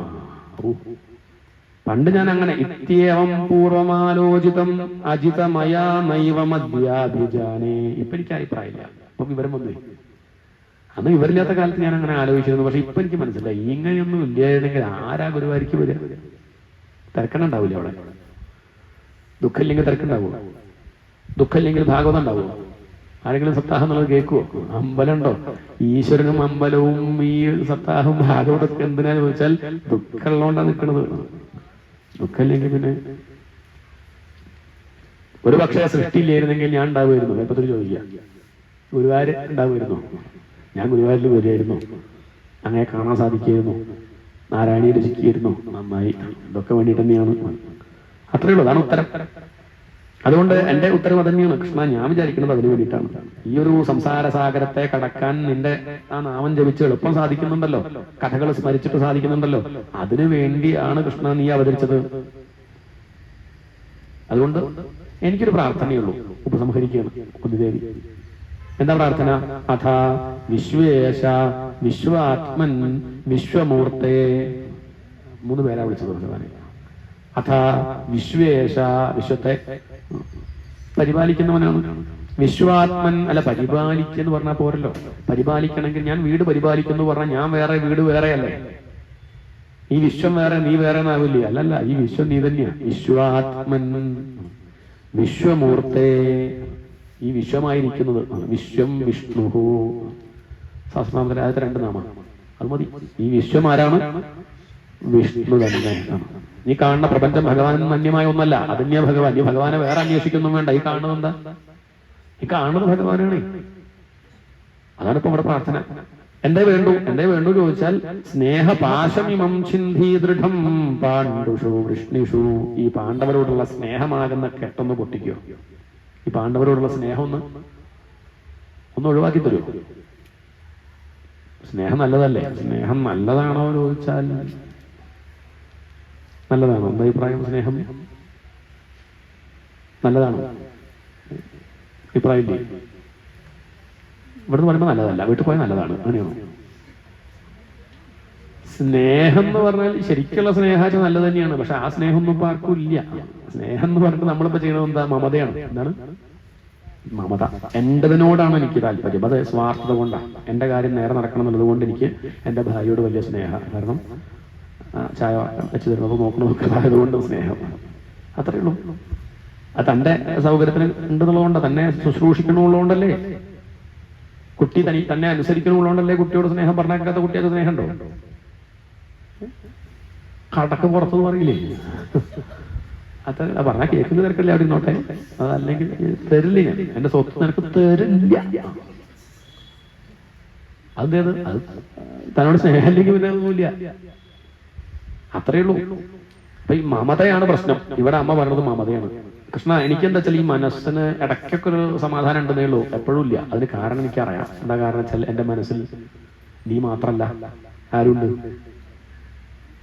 പാണ്ഡവരുണ്ട്. കൃഷ്ണൻ മാത്രം എന്റെ കുഴപ്പമില്ലായിരുന്നു. ഈശ്വരൻ മാത്രമാണ് നമ്മുടെ മനസ്സിൽ നമുക്ക് കുഴപ്പമുണ്ട് തോന്നുന്നുണ്ടോ? ഒരു കുഴപ്പം ഉണ്ടാവില്ല. അപ്പൊ ആരുണ്ട്? ഇടയ്ക്ക് ഈശ്വരൻ വരുന്നുള്ളൂ. അധികം പറയണ്ട, പറഞ്ഞു കഴിഞ്ഞാൽ ബുദ്ധിമുട്ടാവും. എന്തൊക്കെയോ ആണ് മനസ്സിലുള്ളത്. അപൂർവമായിട്ട് ഇടയ്ക്കൊക്കെ ഒന്ന് ഭഗവാനൊന്നും മിന്നി പോകുന്നുണ്ടെന്നല്ലാതെ അധികം ആവശ്യമില്ലാത്ത കാര്യങ്ങളായി മനസ്സിലേ അതൊന്നും ഒഴിവാക്കി തരാൻ പറ്റുമോ? അതാണ് ഞാൻ കുറെ ശ്രമിച്ചു നോക്കി, പറ്റുന്നില്ല. ഇത് ഡിലീറ്റ് ചെയ്യാൻ പറ്റും. മൊബൈലൊക്കെ നമുക്ക് അങ്ങനെ ചെയ്യാം. ഒരുമിച്ച് ക്ലീൻ ആയി അല്ലേ, മൊത്തം ഫ്രഷായി. ഇതുപോലെ മാസ്റ്റർ പീസ് അങ്ങോട്ട് ക്ലീൻ ആക്കാൻ പറ്റുമോ? ഡെറ്റോൾ കുടിച്ചാൽ മതിയോ? അല്ല, അങ്ങനെ വല്ല വകുപ്പും ഉണ്ടേ തിരക്കണില്ലേ. മറ്റേതൊക്കെ അങ്ങനെ ചെയ്യാറുണ്ട്. ഒരു ദഹനക്കടക്കം വന്ന ഒന്ന് ലേഹം കൊടുത്ത് ത്രിവൃത്തി ലേഹ്യം ഒന്ന് കഴിച്ചൊന്ന് ഇളകി അങ്ങോട്ട് പോയാൽ സമാധാനം. ഇത് അങ്ങനെ വല്ല മാർഗമുണ്ടോ? മനസ്സൊന്നൊന്ന് മൊത്തമായിട്ടൊന്ന് ഉണ്ടോ? വല്ല ഗുളികെങ്ങാനും? അതിപ്പോ നോക്കൂ അല്ലേ, മരണം എന്ന് പറഞ്ഞാൽ ഏറെക്കുറെ അങ്ങനെയാണ്. എന്താണ്, പകുതി മുക്കാലും കഴിഞ്ഞു, ഇനി അടുത്തത്. ശരിക്കും 10 കൊല്ലം കൂടുമ്പോൾ മരിക്കണം. എന്താണ്, അങ്ങനെയല്ല, ഒന്ന് ക്ലീൻ ആവാൻ ഇത് അനുഭവിച്ച് അങ്ങനെ തീർക്കുകയാണ് സംഗതി. അങ്ങനെ മരിക്കുക പറയുമ്പോൾ മരിക്കണില്ലല്ലോ. എന്താ മരിക്കണത്? മരിക്കുക തോന്നുന്നുണ്ടോ? മരിച്ചു വെച്ചിട്ട് എന്ത് തീരണില്ല? വാസന തീരണില്ല, അത് പിന്നെയും വരികയാണ്. ചിലതൊക്കെ വധശിക്ഷ പതിവില്ലേ? എന്താ ഈ വധശിക്ഷ? തെറ്റൊന്നുമല്ല. കാരണം അത് കഴിഞ്ഞാൽ പിന്നെയുണ്ട് ഇയാള് പോകണമെന്നില്ല. ആ ചെയ്ത കർമ്മത്തിന് തന്നെ വേണം ഫലം. അത് കൊടുത്തു, പിന്നെയും വരികയാണ്. നമ്മളെ സംബന്ധിച്ച് ഒരു ജന്മേ ഉള്ളൂ വിചാരിക്കുമ്പോഴാണ് ഇതൊക്കെ കുറ്റമായിട്ട് തോന്നുന്നത്. അത്രയേ ഉള്ളൂ, ഒരു ജന്മല്ലല്ലോ, അനവധി ഇല്ലേ. എത്ര ഉണ്ട്, എത്ര കഴിഞ്ഞു, ഒന്നും നമുക്ക് നിശ്ചയില്ല. ചെയ്ത കർമ്മത്തിന്റെ ഫലം അങ്ങനെ അനുഭവിച്ചുകൊണ്ടിരിക്കുകയാണ്. ഈ അമ്മ പറഞ്ഞത്, ഇനി മതി കൃഷ്ണ, മതിയായി.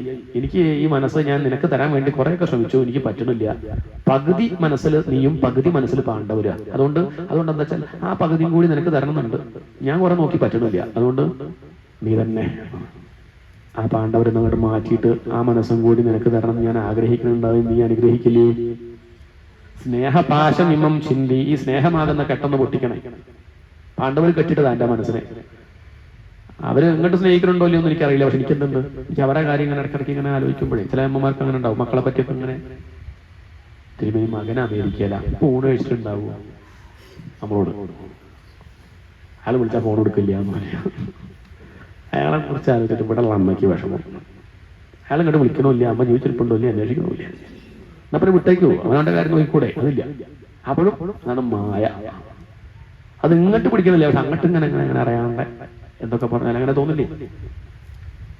മകനായിക്കോളും. പലർക്കും പലതും സ്വത്തായിരിക്കും, സ്ഥലമായിരിക്കും, വീടായിരിക്കും, ഇങ്ങനെ ബാങ്ക് ബാലൻസ്, ബാങ്കിലുള്ള കാശ്. ആ കാശിന്റെ കാര്യമായിരിക്കും. ഞാൻ പോയാൽ ആ കാശൊക്കെ ഇനി താൻ പോയിട്ട് പിന്നെ കാശ് അവിടെ ഉണ്ടായിട്ടുന്ന കാര്യം.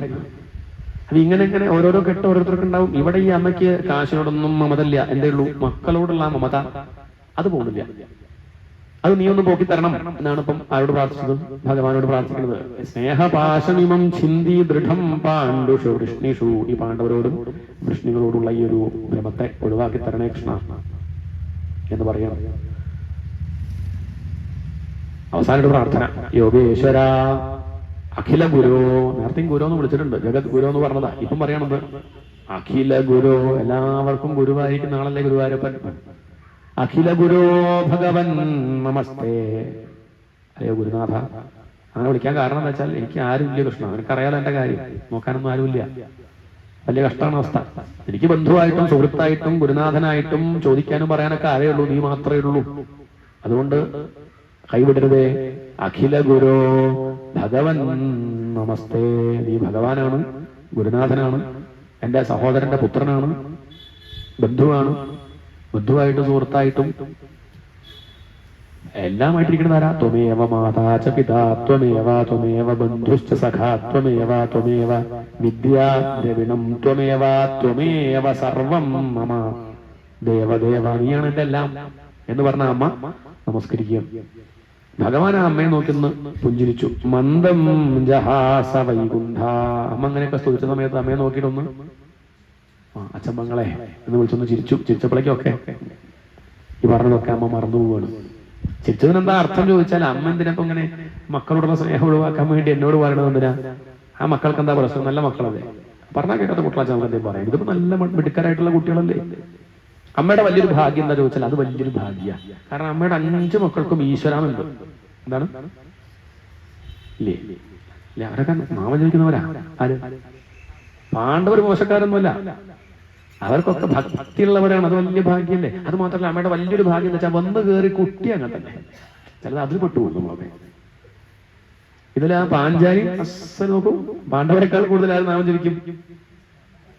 ആ ഒരു സംസ്കാരം ഉണ്ടല്ലോ അല്ലെ, ആ ഒരു ശീലം, കുലം, തന്റെ കുലത്തിനും അതിനൊക്കെ ശീലിച്ച ആളെ കിട്ടിയില്ലേ, ഭാഗ്യല്ലേ? ആണോ അല്ലേ? അല്ലേ? അതാ പണ്ട് കാലത്ത് അതാ നോക്കുക. ശീലം ഗുണം ഒക്കെ നോക്കിയതിന് ശേഷം മാത്രമേ എന്തൊക്കെയുള്ളൂ കാശ് നോക്കുള്ളൂ. ഇന്നിപ്പോ ആദ്യം കാശ നോക്കുക, ബാക്കിയൊക്കെ പിന്നെ സംസ്കാരമൊക്കെ പിന്നെ നോക്കാം. അതല്ല മുഖ്യം, അതാണ്. ആ കാര്യത്തിൽ അമ്മ ഭാഗ്യവതിയല്ലേ, പാഞ്ചാലി വലിയ ഭക്തിയല്ലേ. പിന്നെ അമ്മയ്ക്കുള്ള കുഴപ്പം എന്താ ചോദിച്ചാൽ, അമ്മ അവരെയൊക്കെ എന്റെ എന്ന് കാണുന്നുണ്ട്. എന്താണ്? എന്റെ മക്കൾ. അതങ്ങോട്ട് മാറ്റിയിട്ടൊരു കാര്യം ചെയ്യും. അമ്മ എങ്ങനെ കണ്ടാ മതി? അതൊക്കെ കൃഷ്ണന്റെ ആളുകളാണ്. എന്താണ്? അങ്ങനെ കണ്ടുപോകും. സംഗതി ചെറിയ മാറ്റമേ ഉള്ളൂ, വീക്ഷണത്തിൽ മാറ്റം വരുത്താണ്. എന്റെ മക്കൾ എന്നല്ല, ഭഗവാന്റെ ഭക്തർ. അങ്ങനെയാകുമ്പോ വീടെന്തായി? വീട് ഭജനമഠം. എന്താണ്? കുടുംബകാര്യം അവിടെ പറയില്ല, കാരണം ഭഗവാന്റെ ഭക്തരല്ലേ. എന്റെ മക്കൾ എന്ന് കാണുന്നില്ല, ഭഗവാന്റെ ഭക്തർ. അപ്പൊ അവിടെ ആകുമ്പോ നാമം ജപിക്കും, ഈശ്വര കഥകൾ പറയാ, അങ്ങനെയാവട്ടെ. എന്റെ എന്ന് കാണുമ്പോൾ ഈ പ്രശ്നം അത് കണ്ട് മാറ്റി ഭഗവാന്റെ എന്ന് കണ്ടാൽ ഇവിടെ എന്തില്ല, ഒരു ദുഃഖം ഉണ്ടാവില്ല അമ്മേ എന്നാണ് അപ്പൊ ആ ചിരിച്ചതിന്റെ താല്പര്യം. നമ്മൾ അങ്ങനെ കണ്ടാൽ മതി. എന്തോ എന്റെ എന്ന് കാണുന്നതിന് പകരം എന്റെ വീട് എന്നല്ല, അത് മാറ്റി, ഇനി മുതൽ മാറ്റി. എന്താ പറയാ? ഭഗവാന്റെ വീട്. അപ്പം താനോ നോക്കി നടത്തുക, അല്ലാതെ ഇപ്പൊ എന്താ പോണവരെന്ന് വൃത്തിയാക്കും. ഇതൊക്കെ പോയി കഴിഞ്ഞാൽ ഭഗവാനെ ഞാൻ പോവാട്ടോ, ഇപ്പൊ അങ്ങ് വേറെ ആരെ ചേർപ്പിച്ചോളൂ, അതിനൊരു ദോഷം ഇല്ലാണ്ട് നോക്കുക. എന്റെ കുട്ടി എന്നല്ല, ഭഗവാന്റെ കുട്ടി. എന്താണ്? ഭഗവാൻ തന്നു. അങ്ങനെയൊക്കെ പേര് വിഷ്ണു പ്രസാദ് എന്നൊക്കെ പേരിടും. വിഷ്ണുവിന്റെ പ്രസാദം. ആരുടെ? എന്റെ എല്ലാം അർത്ഥം ഭഗവാന്റെ. അത്രയേ ഉള്ളൂ. നമുക്ക് കിട്ടുന്നുണ്ട്, തന്നു, കൊണ്ടു നടക്കണു, ആവണ പോലെയൊക്കെ നോക്കുന്നു, പഠിപ്പിക്കുന്നു, സംസ്കാരമൊക്കെ കൊടുക്കാൻ ശ്രമിക്കുന്നു, ഭാഗവതമൊക്കെ ലേശമൊക്കെ പറഞ്ഞു കൊടുക്കുക. അങ്ങനെയൊക്കെ ഈശ്വരൻ്റെ അടുത്ത് നമുക്ക് ഒന്ന് പറഞ്ഞു കൊടുത്ത് മെല്ലെ മെല്ലെ പ്രായം നോക്കി കുറെയൊക്കെ നോക്കുക. അല്ലാണ്ട് എന്താ ചെയ്യാൻ പറ്റുക? അത്ര മതി. തൻ്റെന്ന് വിചാരിക്കണ്ട, ഭഗവാന്റെ. ഇതൊരു ഉപാസനയാണ്. എന്താണ്? ഇതൊരു സാധനയാണ്. ഇങ്ങനെ അമ്മന്ന് ജീവിച്ചു നോക്കും. അമ്മയ്ക്ക് ആ സ്നേഹമാകുന്ന കെട്ട് പോവും. സ്നേഹമാണെങ്കിൽ കെട്ട് കെട്ടന്നെ കേട്ടോ. നമുക്കും കെട്ട് കെട്ടന്നെയല്ലേ, സ്നേഹം കൊണ്ട് കെട്ടിയ കെട്ടാണ്ടാവും. അതിനനുസരിച്ച് സ്നേഹം കൊണ്ട് അങ്ങോട്ട് ബുദ്ധിമുട്ടിക്കും. ചിലങ്ങനെ തിരുമേനിക്ക് വിഷമമൊന്നും ചെല്ലോ, വിഷമമൊന്നും ചെല്ലോ, തിരുമേനിക്ക് വിഷമമൊന്നും ചെല്ലോ, വിഷമമൊന്നും. ഞാൻ ചോദിക്കുമ്പോൾ ഒരു വിഷമമുണ്ട്, പറയുള്ളൂ. സ്നേഹം കൊണ്ടാണ്. അത് ഒരു വിഷമല്ലേ? സ്നേഹം കൊണ്ടാട്ടോ, അത് ഉപദ്രവിക്കാനില്ല. വലിയ സ്നേഹം കൊണ്ട് ചോദിക്കുകയാണ്. അതൊരു കെട്ടന്നെയാണ്. ബന്ധുക്കളും നമ്മളെ കെട്ടണില്ലേ? ഇല്ലേ? നമ്മൾ കാണില്ലെന്നേ ഉള്ളൂ, അതും കെട്ടന്നെയാണ്. നമുക്ക് ഭാഗവത്തിലേക്ക് വരാൻ സാധിക്കാതിരിക്കുന്നതൊക്കെ നമ്മുടെ കെട്ടാണ്. എന്താണ്? ഭാഗവതം വായിക്കാനും കേൾക്കാനും പറ്റാതിരിക്കുന്ന വിഷയങ്ങളൊക്കെ അത് കെട്ടാണ്. ഇനിയിപ്പോ അതെന്തായാലും ഇനി പോകേണ്ട സമയം 5 മണി ആവാറായി. പശുവിനാരാ വെള്ളം കൊടുക്ക തിരുമേനി? പശു കെട്ടാണ്. നായക്ക് ഭക്ഷണം കൊടുക്കണ്ടേ? നായ കെട്ടാണ്. വീട്ടിലൊരാളുണ്ട്, അയാൾക്ക് പ്രഷറിന്റെ ഗുളിക ഞാൻ കെട്ടാണ്. തൊക്കെ കെട്ടന്നെ. അത് സ്നേഹത്തിന്റെ കെട്ടായിരിക്കും. സ്വർണത്തിന്റെ ചങ്ങലയെ കരുതിയിട്ട് നമുക്ക് ഇഷ്ടപ്പെടുവോ? കെട്ടിട്ടാ ഇഷ്ടമാവോ? കെട്ടിട്ടു നോക്കിയപ്പോ സ്വർണ്ണാണ്, കുഴപ്പമില്ല. കെട്ടിട്ട ബുദ്ധിമുട്ട് തന്നെയാണ്. കെട്ടിട്ട വയ്യ. അത് ഇരുമ്പാണെങ്കിലും സ്വർണ്ണാണെങ്കിലും വയ്യ. ശത്രുക്കളൊക്കെ നമ്മളെ ഇരുമ്പിന്റെ ചങ്ങല കൊണ്ട് ബന്ധിച്ചു. ബന്ധുക്കളൊക്കെ നമ്മളെ സ്വർണത്തിന്റെ ചങ്ങല കൊണ്ട്, ഭാര്യ മക്കളൊക്കെ അങ്ങനെ കെട്ടിട്ടതാണ്. അല്ല, സ്വർണത്തിന്റെ ചങ്ങല ചന്തണ്ട് കാണാൻ, അതും കെട്ടന്നെയാണ്. അതുകൊണ്ട് നമുക്ക് ഈശ്വരനിലേക്ക് തിരിയാൻ പറ്റുന്നില്ല. അതുകൊണ്ട് ആ കെട്ട് പൊട്ടിക്കാനുള്ള വഴി എന്താ വെച്ചാൽ അതൊക്കെ ഭഗവാന്റെ എന്ന് വിചാരിച്ചാൽ നമുക്ക് അതിനോട് മമത കുറയും. എന്ത് പോവും? ഭഗവാന്റെ എന്ന് വിചാരിക്കുക പറഞ്ഞാൽ അതാണ് സത്യം. അതാണ് സത്യം. ഞാൻ ഭഗവാന്റെ, എല്ലാം ഭഗവാന്റെയാണ്. അതാണ് സത്യം. തെറ്റൊന്നുമല്ല. അങ്ങനെ കൃത്രിമമായിട്ട് ഭാവന ചെയ്യല്ല ചെയ്യണത്.